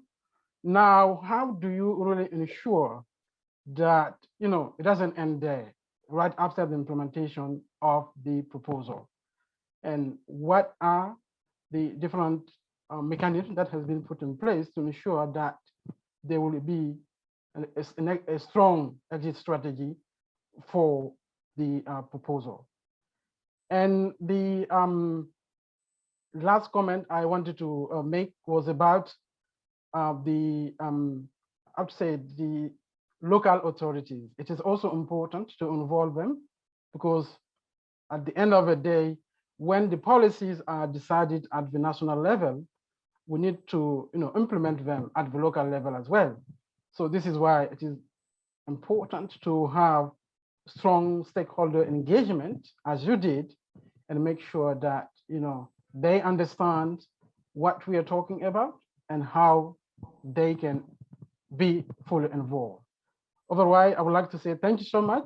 And I would like to acknowledge my colleague, Olade, who is the regional officer in charge of the readiness program at the Africa desk. I would like to invite him if he has some few words to say to come in. Thank you so much for your great presentation. Thank you very much, Mr. Banga. Olade, if you have any comments, the floor is yours. Welcome. Great, we may proceed. I will liaise with him. Thank you. Okay, thank you. Mr. Banga, I believe your question was directed to the Triple GI presenters, JP. Is that correct? Yes, that's correct. Thank you. Thank you. Yes, thank you. And first, I thank you for the constructive comment you provided on the stakeholder or the local authorities' engagement, and also on the country ownership of what you are doing as a GCF readiness and how this can be assured the continuity. Actually, the answer would come from the last observation you made. Whatever we do, we don't to start from scratch, but we first listen to what the people want. I can give like a process we use to develop those proposals. It's just we go through the government institutions, we see what the government is planning, what are the policies and strategies, and we pick a topic. But in terms of continuity, as you saw the presentation, we started from strategic planning. The strategic planning was about if Rwanda aimed to become a green economy or low carbon, zero carbon economy by 2050, and has put that in the Vision 2050. And now in the 7-year government program, it is said you have to do green and climate resilient cities to increase population in urban areas at 35 level. These are visionary or strategic orientation, but how to be done is what we unlock and search for the support of this fund of readiness now to see if the two orientation are there, how sectors, we have actually more than 12 or 13 sectors, but we pick what are really important, including urbanization. Now, urbanizing, our president, His Excellency Paul Kagame said, do or not, people will come in urban areas. You better get prepared to accommodate them, because it is where opportunities are, either for job, for access to economic opportunities, but also social. So what we do is to make sure that we don't plan people will come. We better plan so that we manage the development. So it is started by planning, strategically, physical and spatial planning.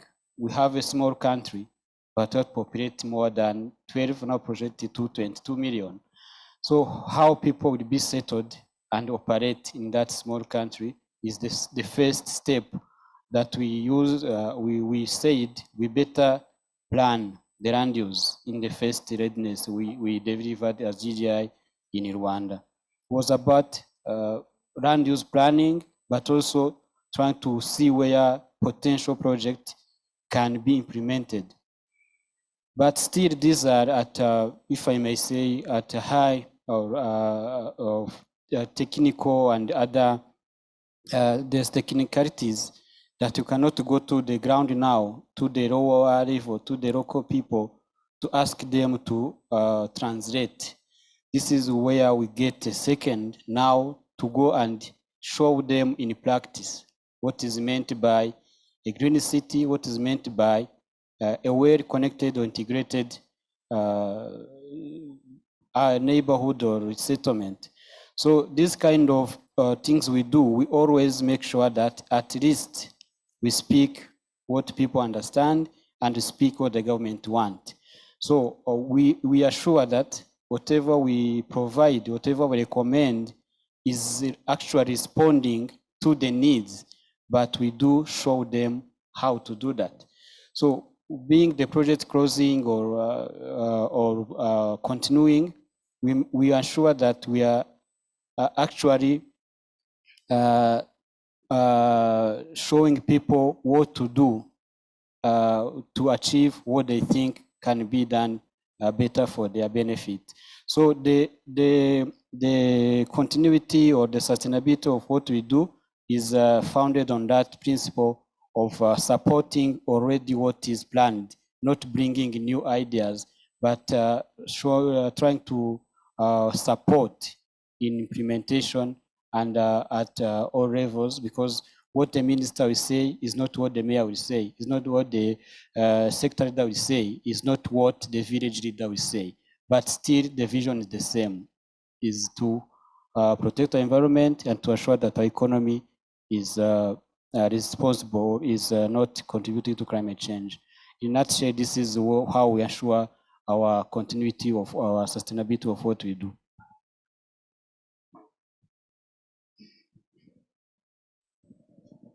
Thank you very much, JP. Mr. Banga, does that answer your question? I can see that your colleague Olade is back online. No? Okay. We do have another question in front, Grace.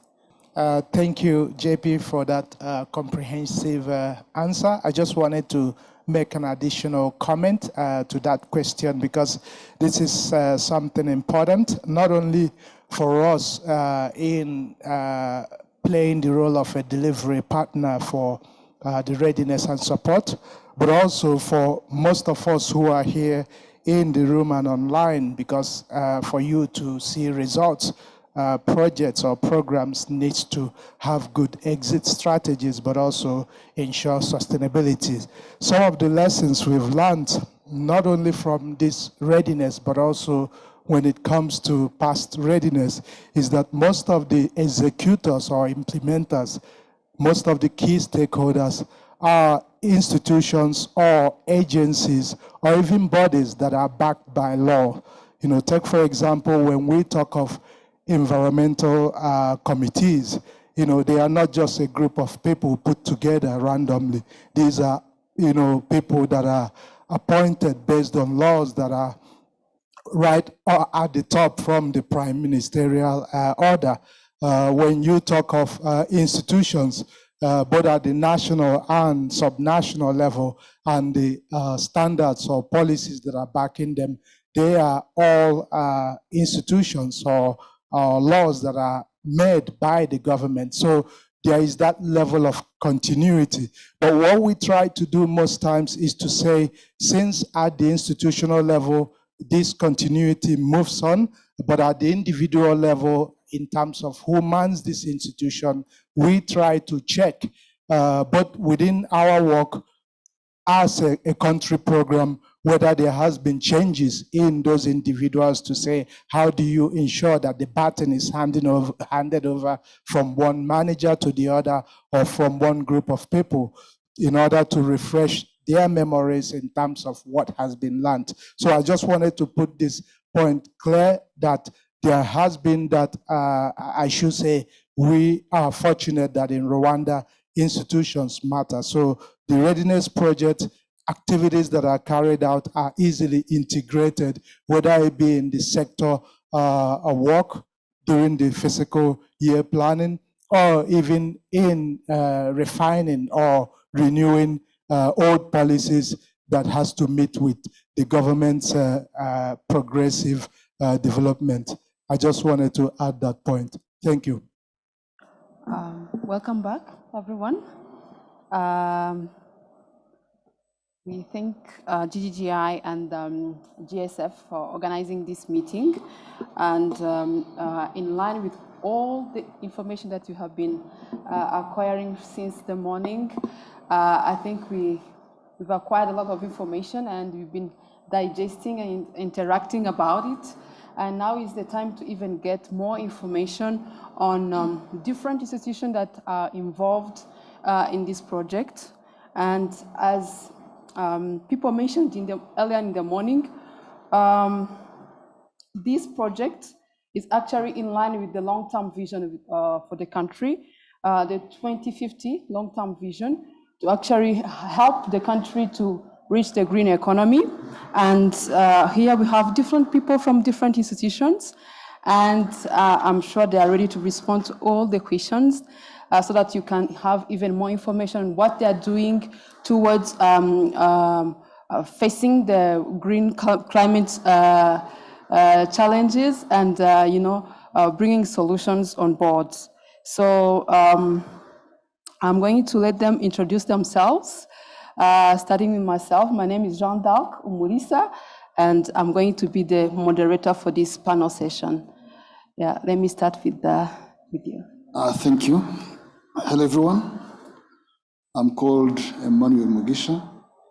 I'm the Executive Secretary of the Rwanda Media Commission, and I'm glad to be on this panel.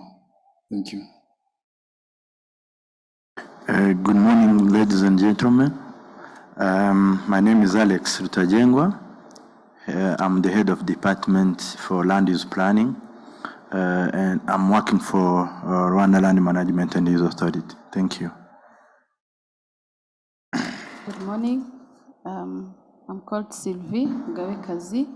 I'm the coordinator for the Cleaner Production and Climate Innovation Center, established under the National Industrial Research and Development Agency. Thank you. Good morning once again. I'm Rachel Tushabe from REMA. Thank you so much to our panelists. And now we are going to welcome Alex Rutagengwa to respond to this following question, knowing that the role that the Rwanda Land Use Management Authority is playing in terms of, managing the land, in terms of, helping the country achieve its economic growth, as well as help the country towards the policy level to really manage the land that we have in an efficient way. So how is the Rwanda Land Management Use Authority working with actors, other local actors, in terms of providing awareness and also plan so that all the plans at the higher level really be translated to the local level for implementation? Thank you, moderator, for the good question. Let's start by actually thanking GGI for Triple GI for inviting Rwanda Land Management and Use Authority in this workshop. I think it's very relevant to the mandate of the institution because we are responsible for land management, including planning for urban and rural spaces. So this is very relevant, and when we plan for urban and rural spaces, we have to ensure we go green growth. So Rwanda Land Management and Use Authority as a government institution has started, of course, with National Land Use and Development Master Plan. As a national plan, as we said, now we have in place that plan, that's national plan, approved. And during the elaboration, even we started by engaging all stakeholders during development of that tool. It's where we engage the public and private sectors, and then even local leaders, even we get some insight from the community. But also we thank Triple GI for supporting the awareness and training for local leaders, technicians, and the local stakeholders. GP has already presented how this Readiness project has contributed or facilitated to create that linkage of the linkage between the institution and the community. Now we are sure that at least the local actors know that instrument, that national tool. And also, we created also a platform online where we ensure the continued access for everyone, including our partners, community, local leaders, even government, national government institutions. So the access is there, and now we are sure that it's well known by all all levels of the country. I can also add that We are also currently working with districts to ensure that subsequent plans, those detailed plans at the local level, are now being developed with districts.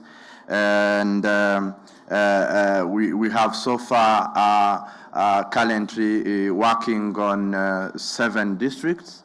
And by this year, I think 7 will be ready for implementation. But the target is high because by 2 years, the target is to have all set of district land use plan available. So it's why still we are looking for partnerships with other partners and you as Triple GI to continue in this process. Thank you. Thank you so much. In line with that, in which area do you think your institution can acquire support from the GCF Readiness project? That's a good question. Looking that we are working with Triple GI on a Readiness project proposal. Maybe I think and hope it will be accepted so that we move ahead to the next step of developing green, climate resilient and integrated district plans. I think it's very important for Rwanda to start with planning. To have a detailed local plan, it's a way to ensure green growth. As you know, in the past, the development, the implementation has been done even randomly without any reference plan. But now we have to ensure land is very well planned and all development is done according to the plan. This will help actually to develop orderly and even balanced with a balanced development, balanced and green development. Thank you. Thank you so much. And now I move forward to receive Sylvie. We know that you've presented a good presentation and with more details on what you're doing in Cleaner Production and Climate Innovation Center. And as the coordinator, you've given us much more details. So we know that you're working towards, creating or having more green industries and creating more opportunities for the private sector. So my question would be, with the above mandates, especially when it comes to engaging the private sector into resource efficiency and green industry production, how do you envisage to work with institutions like GCF to de-risk private green investment? Thank you very much for the good question.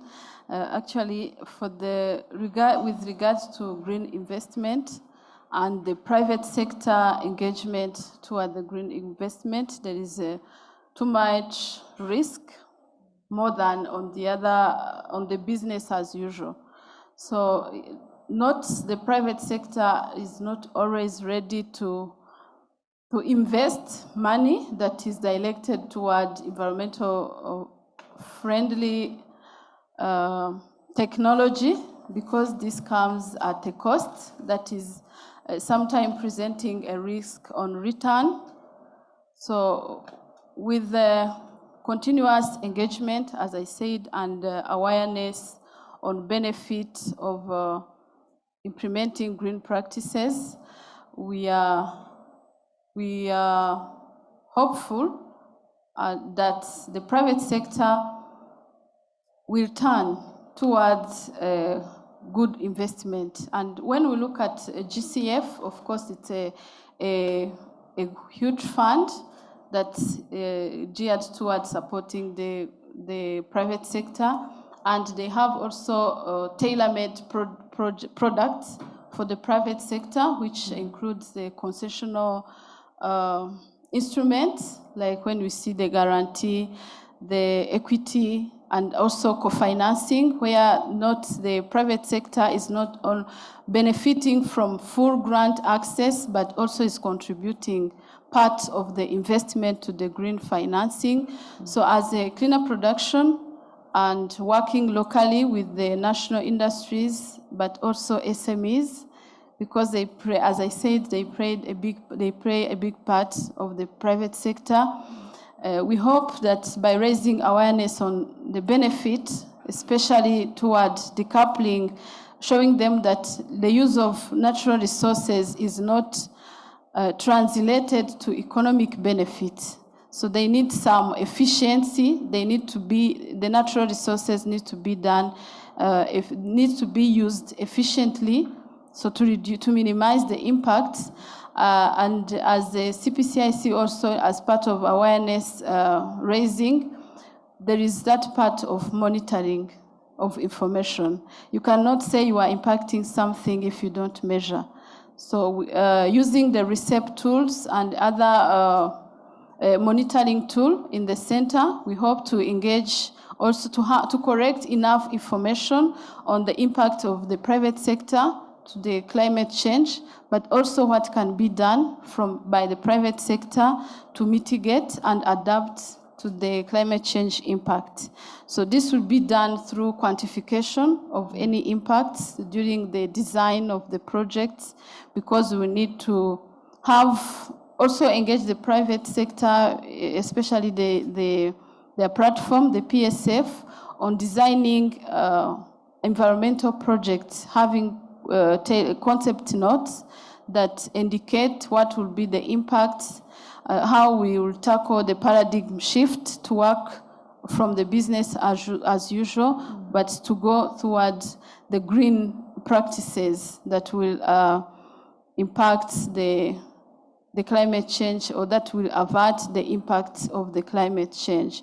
So we hopefully, and even apart from GCF and other financial institutions at different level, at also levels of available fund from the huge one, but also for the SMEs, because also their capability or what they need is not as to the amount required to the criteria set by the GCF, but if they are grouped in clusters and we have identified proper technology, so they can also be able to access those funds through GCF. Also, we will contribute to monitoring of those impacts through data correction and also continuous engagement. Yeah, thank you very much. Thank you so much, Sylvie. Maybe if I may come up with a second question. Yes, please. We know that SMEs are really important in the economic growth of the country, and a number of them are struggling already to fit in the existing policies in terms of doing business. But if they want to move from doing business as usual, as you mentioned, and adapt other green technologies, how do you support them? How do you accompany them? Because it's a journey. It's not something that you wake up and start doing. So how is your institution ready to support the SMEs?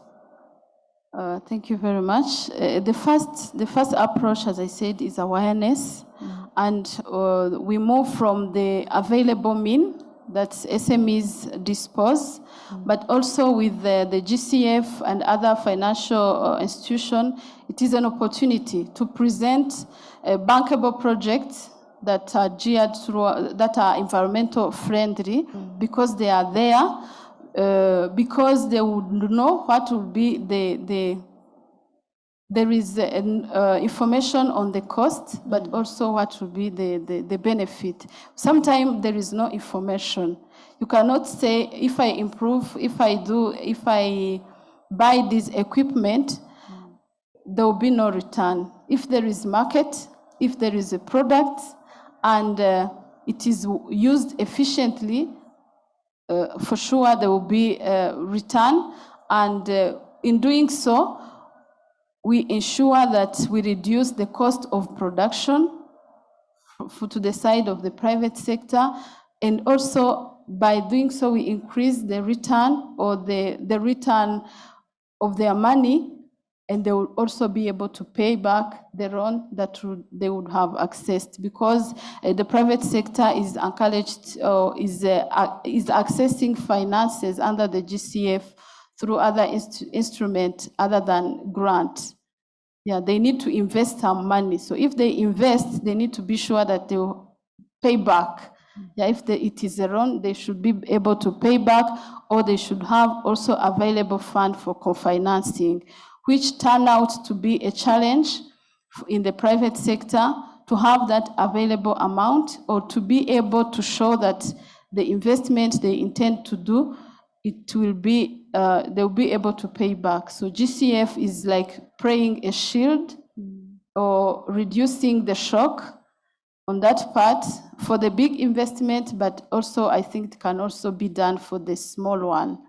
Yeah, if they group in clusters, because one SME, I don't think it will be able to access that huge amount, because they are SME, they have a small portfolio. But if they group in cluster and under an umbrella of the private sector, so there is possibility of accessing that, and CPCIC, and using different practices and the advocacy available will be able to help through different techniques that I've shared. Thank you. Thank you so much, Sylvie. Thank you for the information. Now we are going towards Mr. Mugisha from the media houses representing RMC. We know that journalists play a great role in terms of awareness, and we know that when they are giving information, people get to know what is going on in terms of climate change. What are the challenges? What are the issues? And how they can bring solutions, from the community. So we would like to know, in terms of, putting out there all the information, how is RMC working with the media houses? We know it's an umbrella of, media houses and individual journalists to shift from the above context and contribute to environmental education and awareness creation. Yeah, thank you. Thank you for the opportunity to share my knowledge about this. I would have loved to be the last to speak after Chantal, because from what they've discussed, I've realized that they have pain points that the media should be addressing. So from what he said and what she said, I realized that they really need the media, because they're all focusing on how they can execute their mandates in an easy way. So the easy way you can do this is to make people own the process by giving them a little push. The question you asked Rutajengwa, right, was about how they're engaging the local government and how they're trying to train them and how they pick knowledge and then they implement it. And something came to my mind that they're missing something that can make the whole process become more spicy and effective. The element of the media being in those trainings so that they can follow up to know if those that they trained are delivering according to the knowledge that they were given. Because the role of the media is to cause duty bearers to be accountable. So if they've been trained, the media should be there to know how much knowledge have they been given and how much are they delivering on the basis of the knowledge. So accountability is very important. And that's what we as the Rwanda Media Commission try to ask the media to do, because the media is for the public.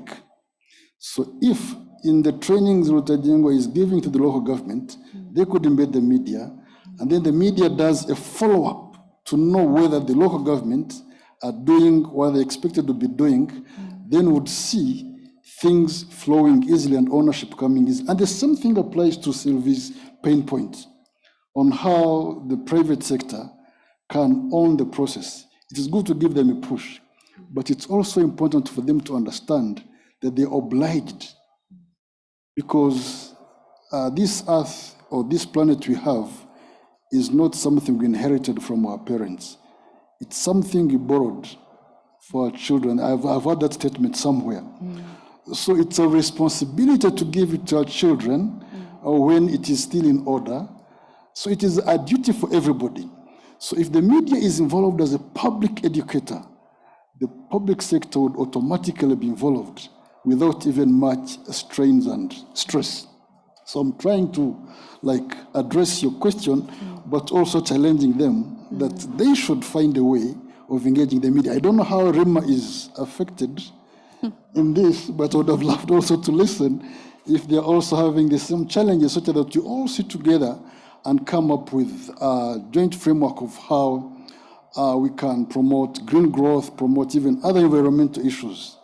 So that's how I see it, but I would also want to appreciate what GGI has done, of course, with FONERWA and other actors like REMA in promoting a small team of journalists who want to show their support in being part of the movement.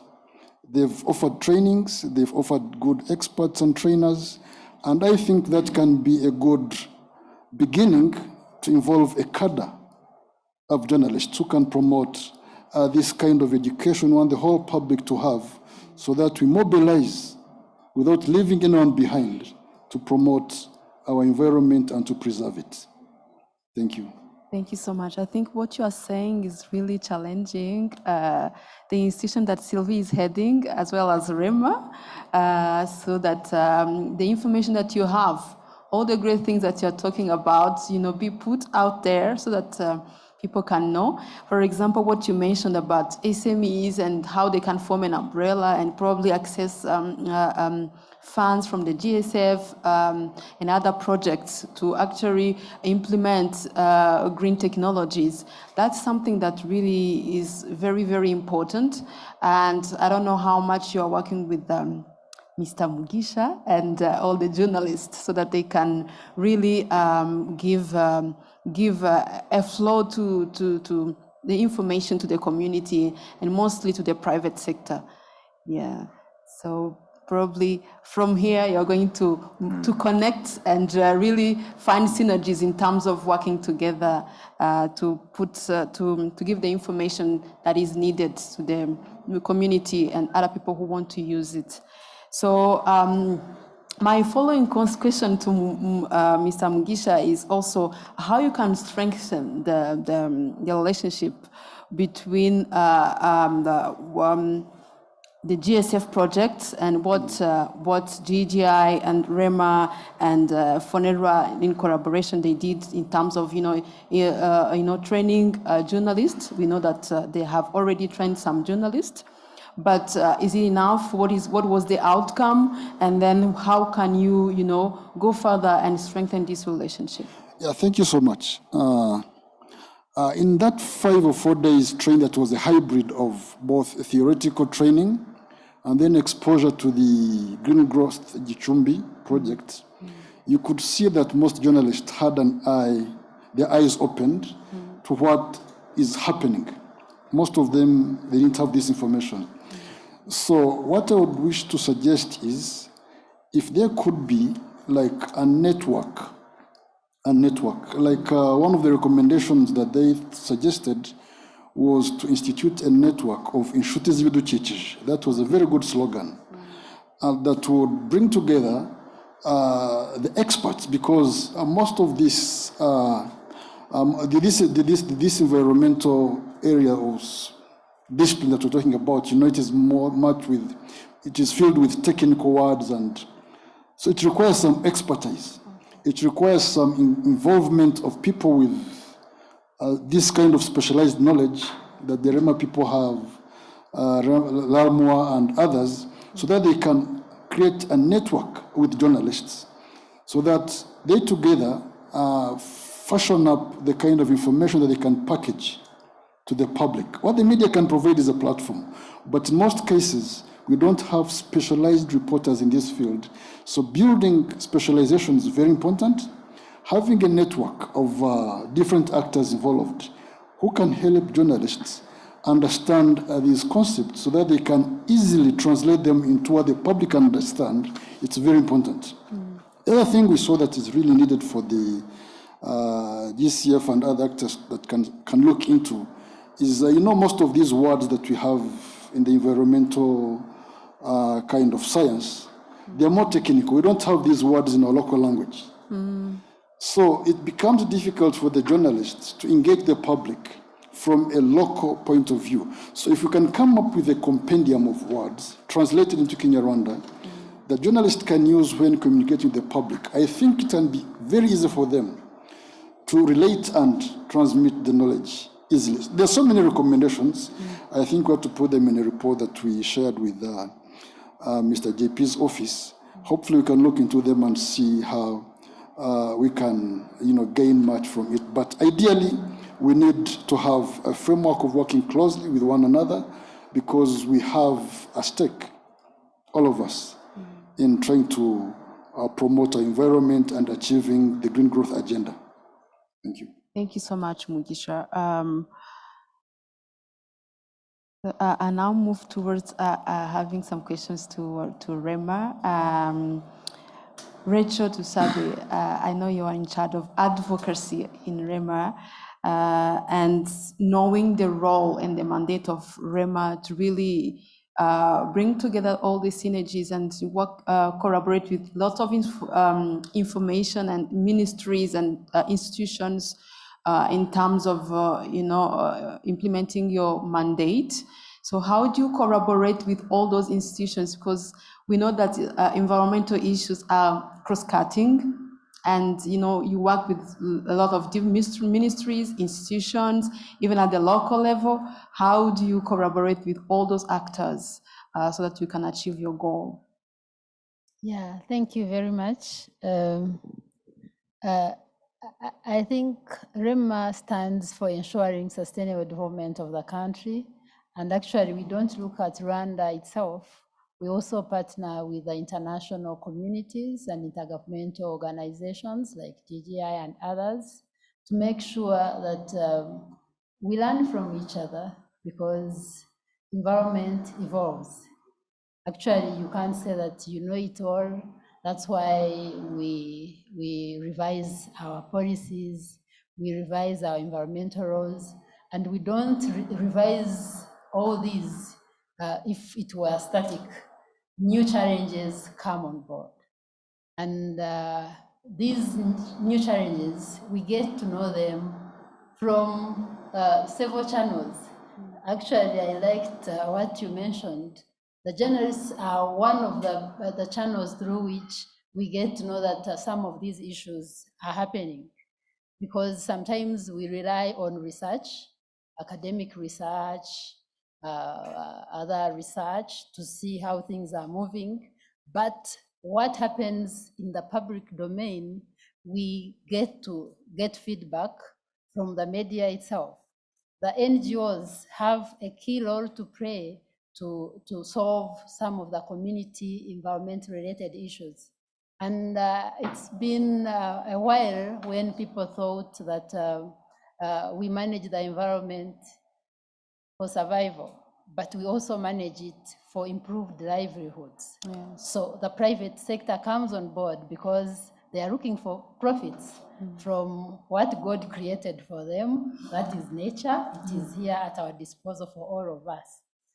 But because they are looking for money out of it, for development economically, they also come with solutions and at times bring about problems.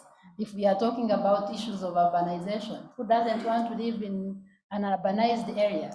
The other day we were discussing if we keep building high-rise buildings, given the small land that we are exposed to, we all agree to that, without greening, and I'm not looking at only grass and trees, but it is also an issue. If we don't have enough grass and trees, what shall we breathe, for example?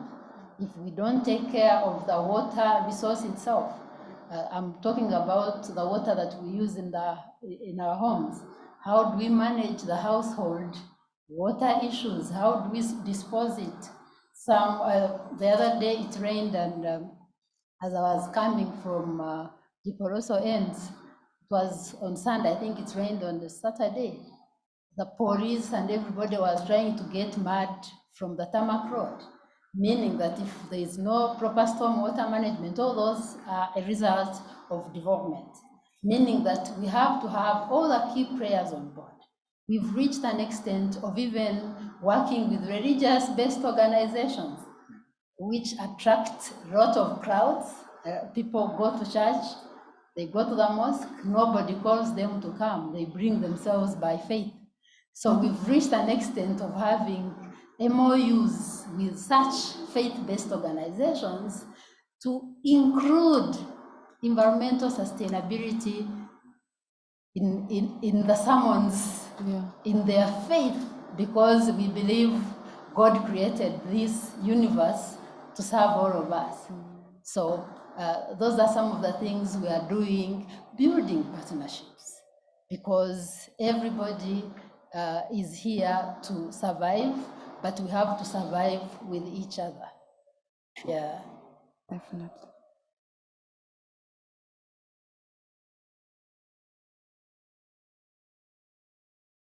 Thank you so much, Rachel, for all the information that you've given us in how you're working with so many other institutions to really fulfill your mandate, as well as inform the public on all the issues that are arising in terms of climate change. So now, due to time constraints, we are almost at the end of the panel session, and we would like to have some questions from the audience, even people who are following online. If you have any question, please let us know. Someone can help us with the mic. And whoever have a question, we are ready to receive it.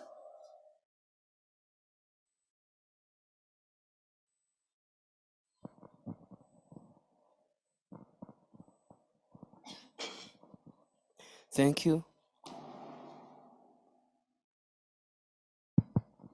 Thank you. My name is Jean Didier Ndaisawa from Placebox.rwa, a journalist. My question goes to the representative of Rwanda Housing Authority. Mr. Diraj said that if 100% is adopted, 100% adoption of GBMS will result in cumulative emission reduction of 5.64 mTCO2 in 2030. The question is, what is the current status of this green building minimum compliance system now in our country? And what is the target of our country in terms of that context? Thank you. I think the question is addressed to Delage, even if he's not on our panel, but so he can respond. Thank you very much for this question. Just to quickly respond, so in terms of what is the current status, so the Green Building Minimum Compliance System was enacted in April 2019, which is officially part of the Rwanda Building Code. So since April 2019, there has been a lot of capacity building going on, and the GCF readiness window was also one of the projects that has supported some of the readiness and capacity building. At the moment, it is currently not being mandated. So as per the information that I have from Rwanda Housing Authority, they have planned to make it mandatory starting next fiscal year, that is July of this year onwards. So July 2022, the system would be mandatory for all category 4 and 5 public buildings. So these are all large scale public buildings. We are not looking at residential segment at the moment, but only public buildings. And in terms of what are the emissions that we are looking at currently, so I remember some of the work that has been produced by REMA under the third national communication to UNFCCC. If we look at the emissions that we have from the building sector currently, it has been predicted that in the next 10-15 years, in the next 30 years, without any measures related to green buildings, the emissions are going to increase. Only from the building sector, they are going to shoot up by almost 600% from the current levels, by 600%, without implementing any green building elements such as energy efficient lighting or solar water heaters or clean cooking applications. And it is also, and the same study has recommended that by implementing some of the green building measures, there is a potential to reduce the emissions by almost 50%. So we are looking at reducing the emissions. Instead of going at a trajectory of 600%, we are looking at slowing down those emissions, because we know Rwanda is fast emerging economy. Definitely there are going to be more buildings coming up. But now the challenge is, how can we slow down the pace of these emissions as we grow rapidly and also in a sustainable manner? So those are the emissions. But if you are looking at the specific numbers, I will be happy to provide them in terms of the tons of CO2 emissions currently we have. But I hope it addresses your question. But and I don't want to take a lot of time from the panel session as well. Thank you. Thank you so much, Deraj. If you have other questions, please.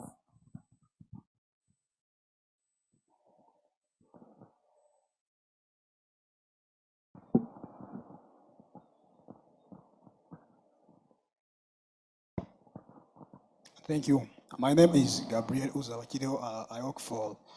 I'm the reporter at kihelitimes.rw.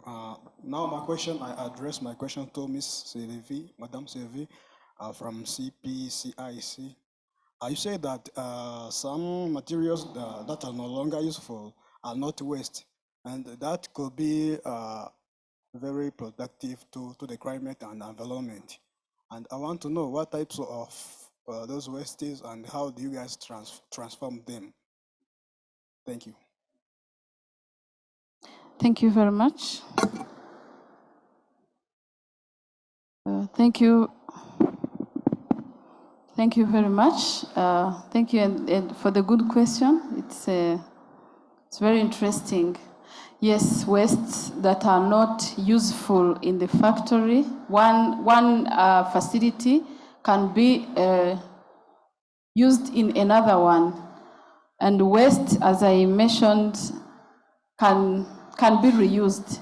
This is the fundamental principle when it comes to waste management, to ensure that the natural resources or any other products that is used is spent completely till it can no longer be used.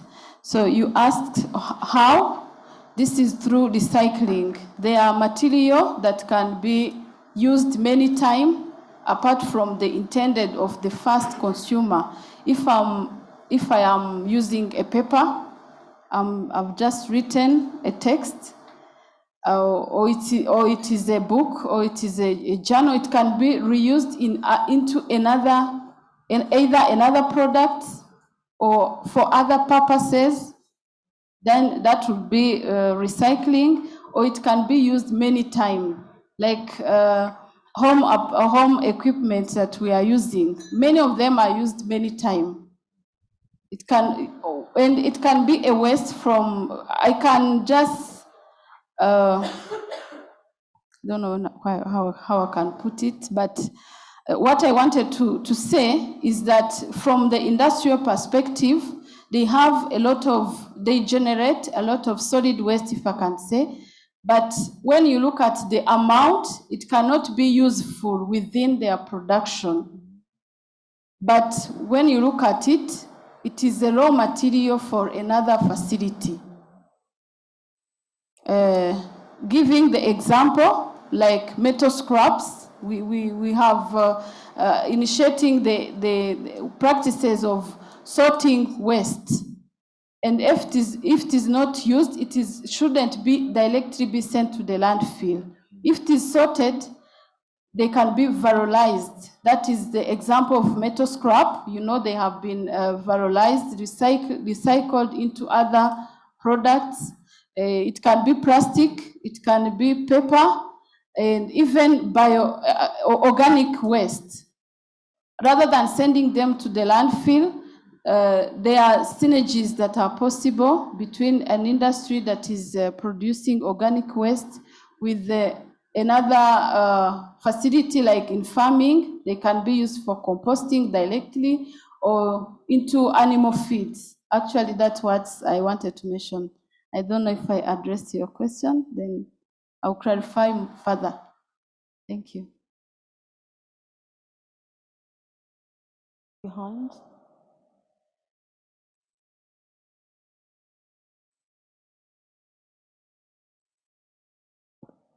Thank you. Thank you very much. I am Pascal Nibicola. I'm a journalist from Radio Salus. I have two questions. One is about this GCF project, which is being closed. When you look at the baseline of where you started when you thought of this project here in Rwanda, and look at the baseline where you found and the activities that you did during this whole period, where can you rank Rwanda in terms of abiding the environment measures? The second question is about the engagement of private sector in the green investment. You talked about the private sector, that there are people who make business for money, for earning the profit. Then when I heard someone say that the use of natural resources doesn't mean financial benefit. You can't make business while you don't need benefits. So how can private sector people be friendly to the environment while making profits? Thank you. Thank you so much. Journalist from Radio Salus. I didn't hear your name very well, but I think your two questions. Pascal. I think your first question, maybe GP can address it. And then the second question, Rema can address it, or Sylvie. Let's start with GP.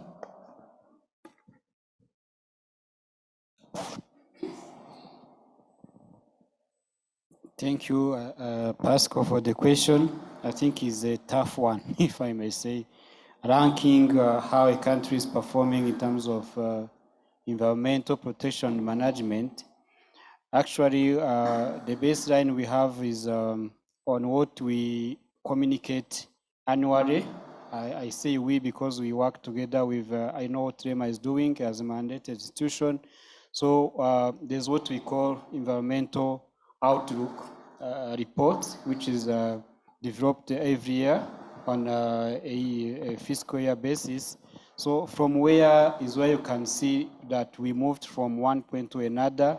We have environment and climate change key performance indicators listed in each sector, being what is being done in land use, what is being done in agricultural sector, and what is being done in environment and other sectors that are contributing or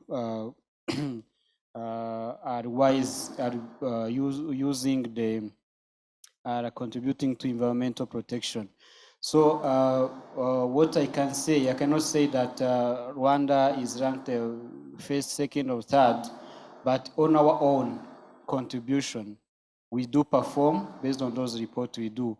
So they are available on the REMA website, and even to be available on other online on request. But what we do speaks out. We don't rank ourselves. Others we rank us, and you know how media, either international or local, congratulate our work as Rwanda. But the ranking, because environment and climate change is cross-cutting, is cross-border, we do perform regionally, globally, and we do our own contribution to that. But basically on the data, on what you're doing, you can find those reports online, and each year we produce an outlook. Thank you. Maybe Rachel can also add something. Thank you very much. Actually, we are now at the 6th State of Environment report. It is the most current. It got out in Feb 2022. We are about to get it to the public, but on our website, it's already a public document. It's the newest with the scientific rankings. In environment, you don't just talk out of blue. You have to do research and show what you have been doing. And on ranking itself, actually, we are also ranked by the Rwanda Governance Board. And we've been facing a challenge because environment is cross-cutting.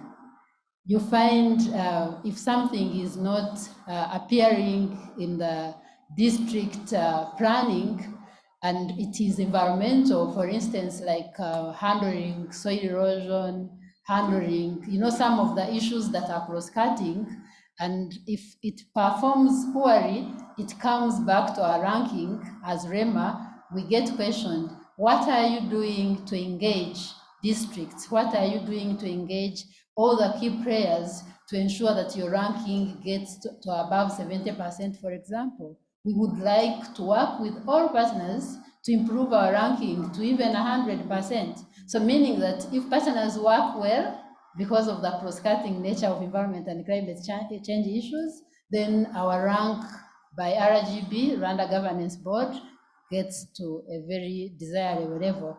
And at the international level, we have what we call the nationally determined contributions, and we have indicated as Rwanda that we need to reduce our greenhouse gas emissions to 38% at the global level as we implement the Paris Agreement.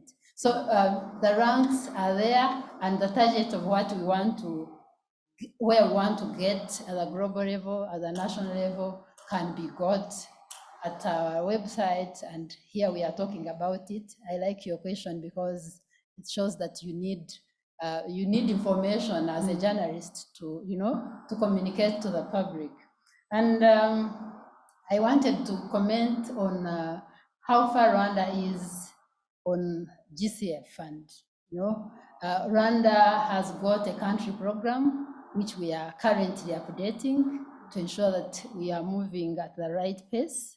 We have the NDA as REMA, and we have a national accredited entity, which is the Ministry of Environment. Then we have the national coordination team, which looks at the different projects that come to us as the NDA. We don't just give a letter of non-objection for such projects. We sit with all the key players. And among these key players, the Ministry of Finance chairs the national coordination team. REMA is the secretariat. We have the private sector. We have FONERA, which we always refer to as the fund, which is the national fund, has it understands how to handle some of these issues. So we always work together to see that some of these projects that are to be submitted are responding to the country needs. Thank you. Thank you so much, Rachel. Sylvie, can you please respond to the second question? Yeah, thank you very much. To the question on linkage between natural use management and economic benefit, I would say that we all know, and we all know that not what we have in hand is useful. So for what I wanted to mean on the statement, it happens that in the industries and SMEs, when they are making production, they source natural resource from the environment or raw material from the environment or elsewhere, even secondary raw material, those that have passed from in another industry or another production process. what they buy as raw material, it is not all that end in the end product. Sometimes when processes are not efficient, we end up having what was meant as raw material in the waste, which means it was not included in the product and it is not going in the production. Yet, those waste will be part of the production cost. So we can have expensive products, not that material was spent, but because we have spent money on buying the material, which is not on the market. So it is making benefit. Not all processes that are using natural resources have contributed to the economic profit of the factory, because we end up having some values in the waste. So that's why we are geared toward creating efficiencies in material use, in production process, and those wastage can come from different parts, either from procurement. They have procured material, but destruction come at the warehouse. But it is already a cost to the production. Then in handling, we have waste, like storage, if I'm talking of material that can be handled.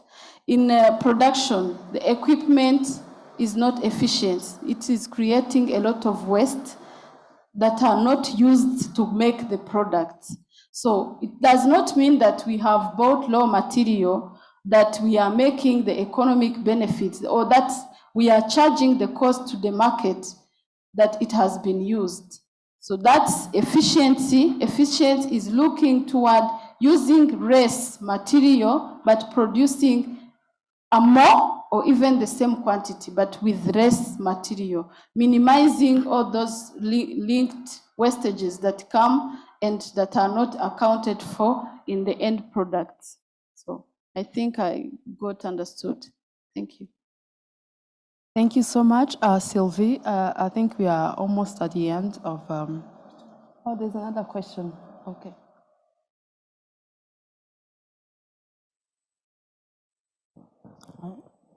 Thank you so much. My name is Esther.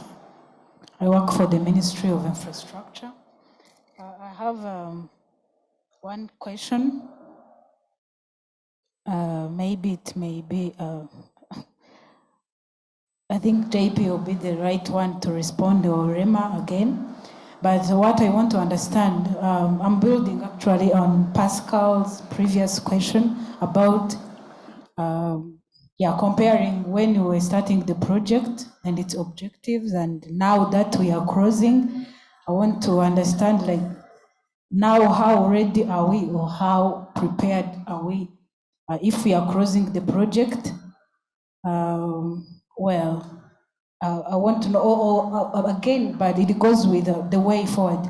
I've seen that you will tell us the way forward after this session. But again, as we are answering to that question, I want to, that it goes with the way forward. If we are now closing the project, what's next? I've seen that there has been other previous GCF.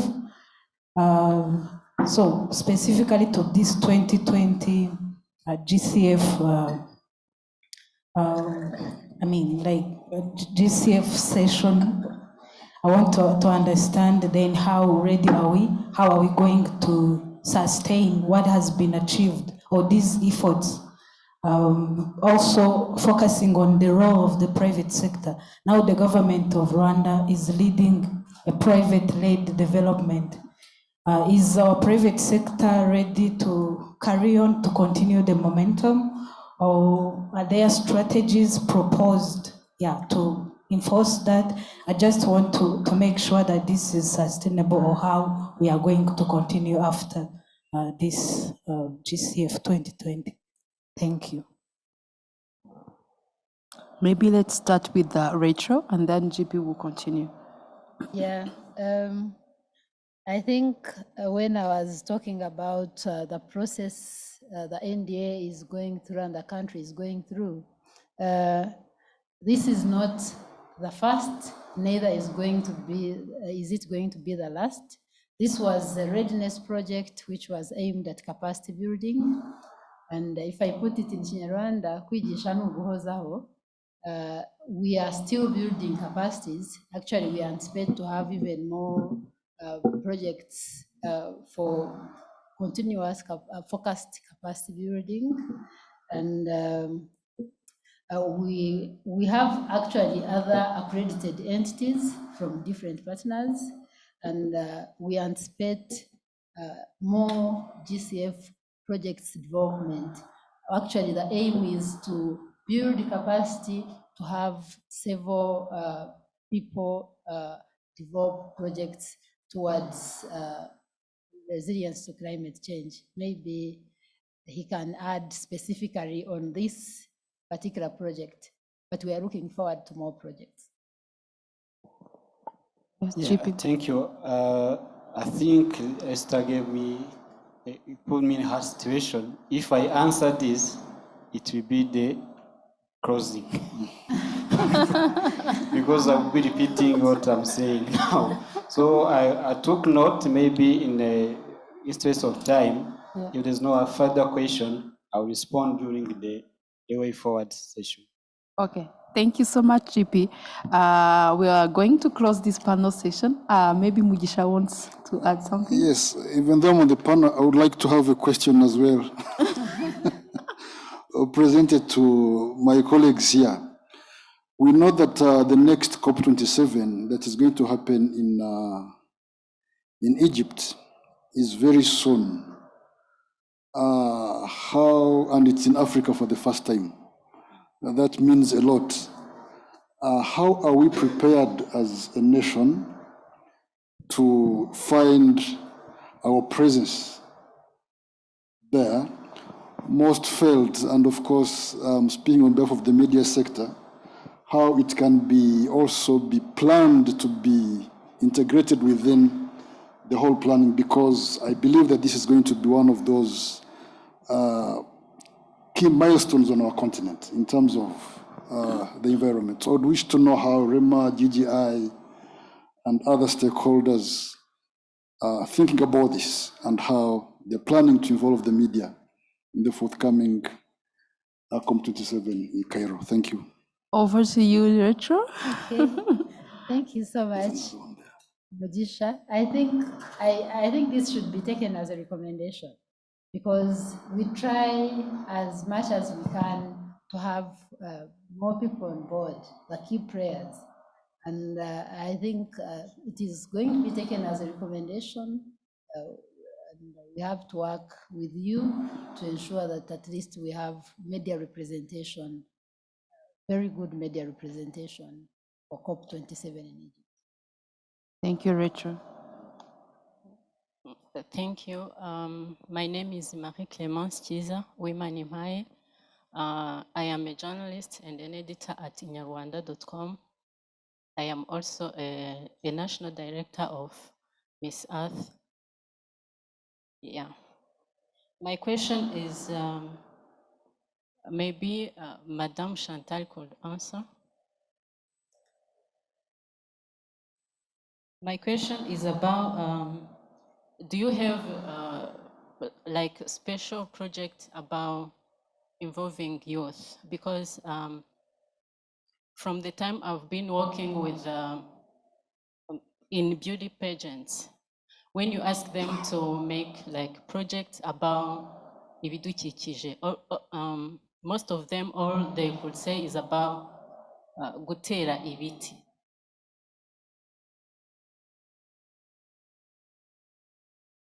Do you have special projects to involve them? Yeah. Yes.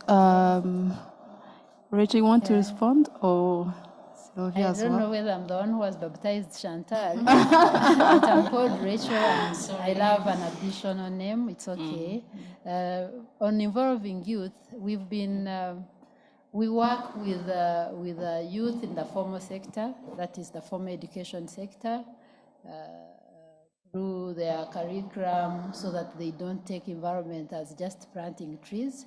So meaning that if you're dealing with youth that have gone through our national formal education system, I can assure you The curriculum at all levels has integrated environment and climate change. And that's one, because we realized if we just do it informally, some could be lost along the way. So formally, and actually all courses integrate environment and climate, including mathematics. In mathematics, we say one tree plus another tree, those are 2 trees. So that at least they get to know when you're adding, you can add trees, you can even add something else, such things. In English compositions or in language compositions, any language in Rwanda, French, English, Swahili, and any other language taught in Rwanda, we've tried to design a way of integrating environment in the language itself. Other than that, we have also been engaging youth informally, actually including with us, because I remember some time back, I was participating in getting the best of it when Miss Honorine, I don't know whether you know her, when she was still handling it. And we also have the clubs, community clubs, but that is never enough because the youth keep evolving. Actually, you can't say you've done it all when you're dealing with youth. So we also introduced an award program for the youth who have innovations in environment and climate change. Those who have innovative projects, we award them every World Environment Day that takes place on 5th June of every year. For the last 5 years, we've been making calls for proposals, calls for awards, and surprisingly, we have been awarding youth. It's this year that we have added women to also come for the same award. So we are trying to engage as much as possible, but it's never too late. Thank you so much, Rachel. I think this should be the last question from the audience. And I would like to thank all the panelists, starting from Mr. Mugisha from RMC and Alex from the Land Use Management Authority, as well as Sylvie and Rachel from REMA. Thank you so much for sharing your knowledge and what you are doing. So let's keep up the good work towards, bring solutions towards climate change issues. Thank you so much, and we are done with this session. Thank you. Thank you.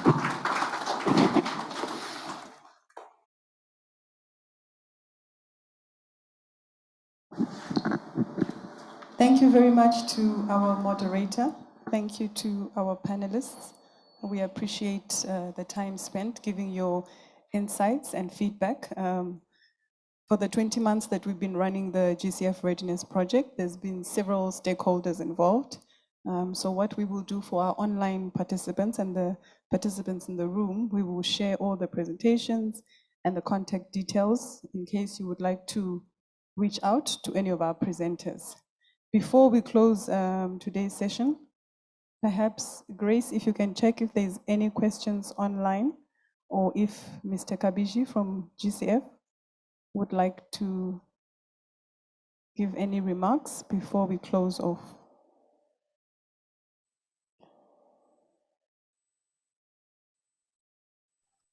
Yes, I'll be happy to do so. Would you like to give any comments before we close?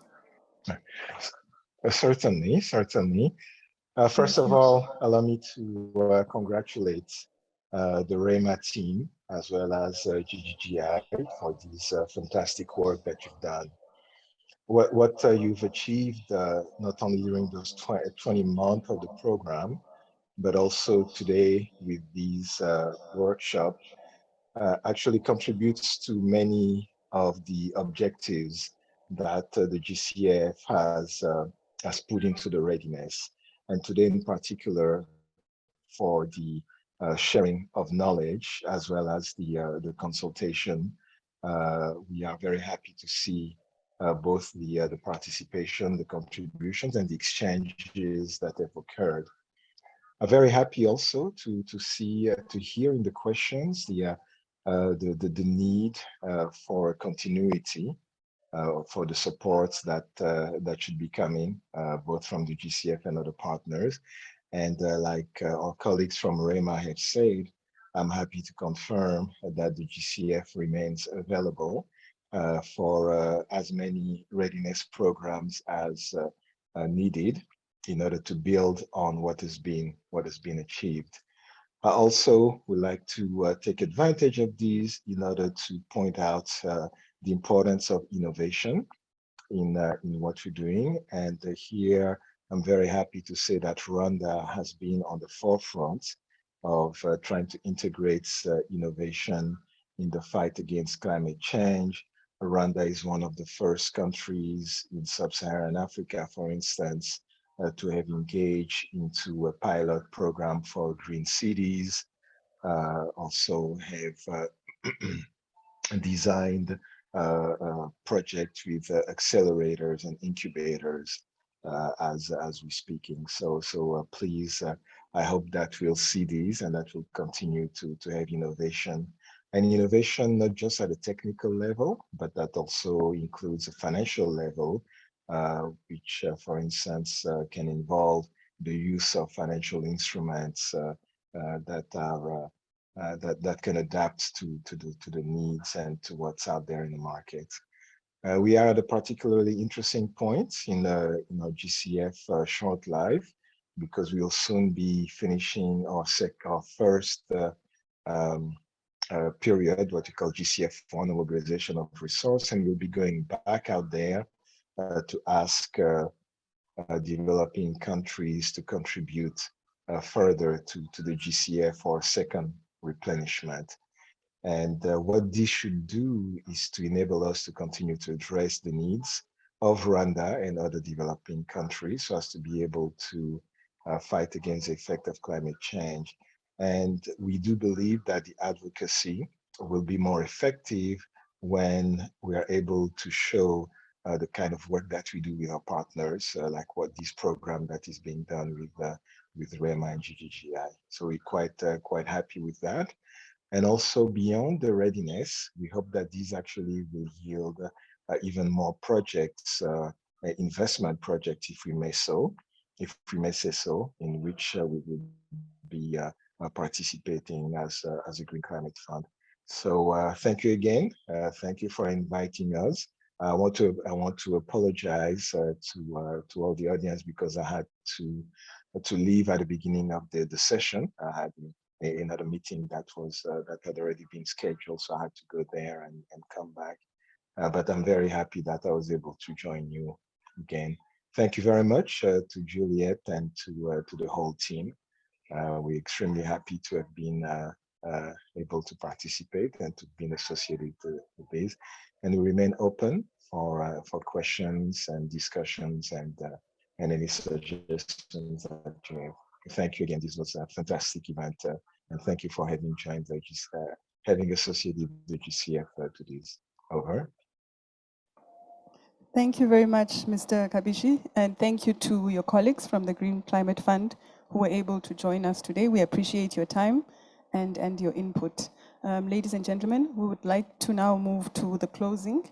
I will first ask our representative from GGI to give us the way forward, and then we will ask our representative from REMA to give the way forward, and that will be the end of today's session. We invite all our guests to join us downstairs for lunch. Thank you.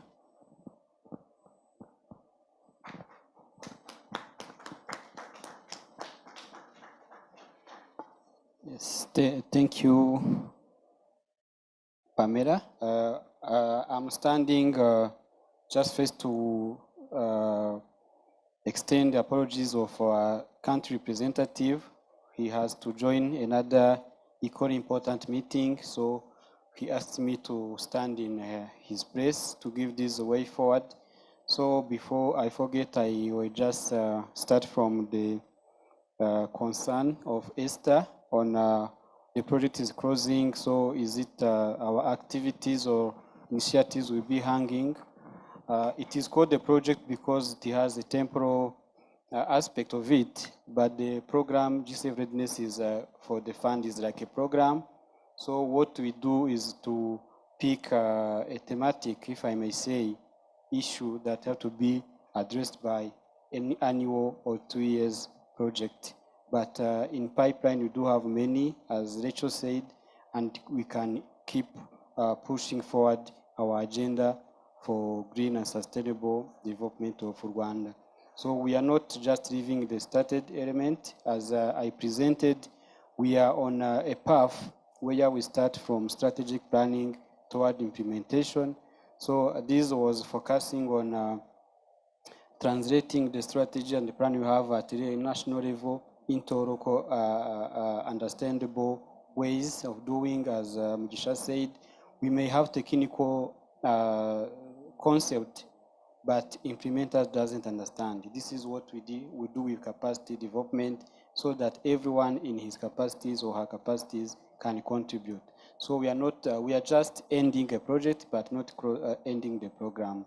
GCF Readiness is a program for the fund, but for us is a project because it has a start and an end.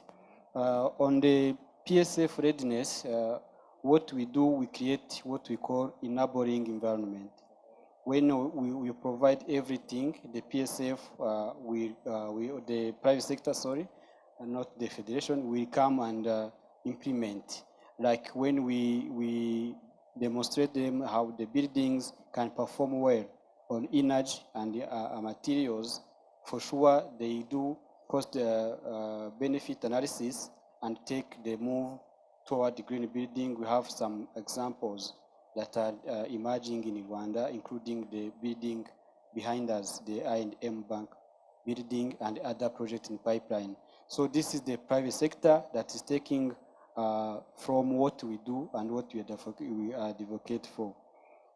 So now that we have we have engaged the media, we have engaged the district environmental committees, we have the neighborhood planning guideline, we have the portal. So all of those are key product, if I can say, of this project, but they will be used in the next or in the country by users and by other stakeholders. So the neighborhood we serve, the district to develop the physical plan, the portal we serve for information and communication, the media is now engaged for our mass communication and knowing what the community understand or want from the government. So it will be for sure continued in another way, in one way or another, regardless of the end of the project. Actually, these are key elements, I may say, as a way forward.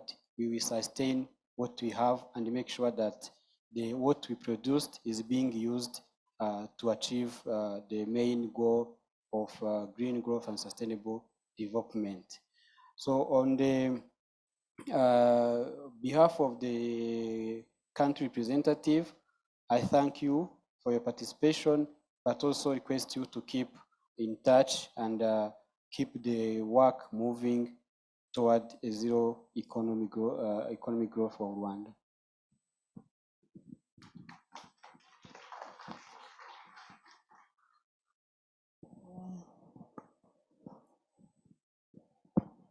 I think I talked a lot.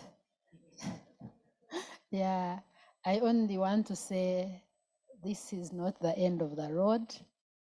The journey has just begun by the end of this project. We are looking forward to several other projects since we still have the GCF. It's now upon us to use the capacities built and the knowledge that we have exchanged. We need to keep exchanging it, keep visiting our websites, keep visiting GGI websites, the Ministry of Environment. The doors are open for us to serve you. So I just want to say thank you for your participation and keep innovative. Thank you. Those are just my remarks.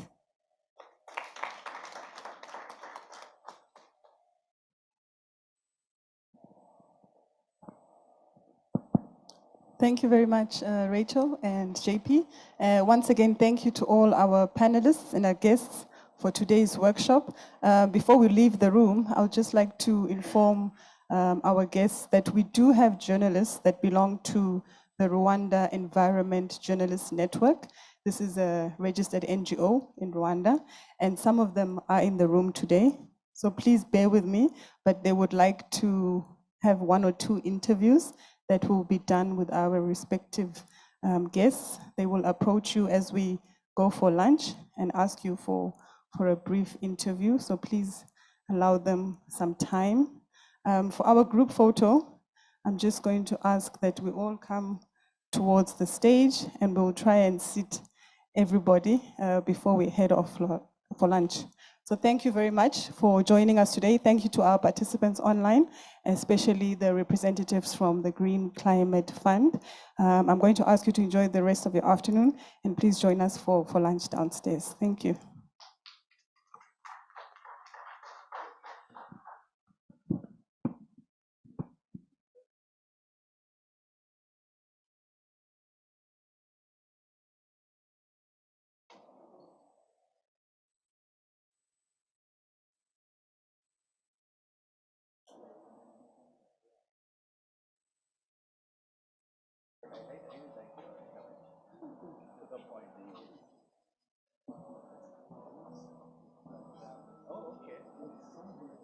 Oh, okay. Maybe we just crossed each other. Oh, okay.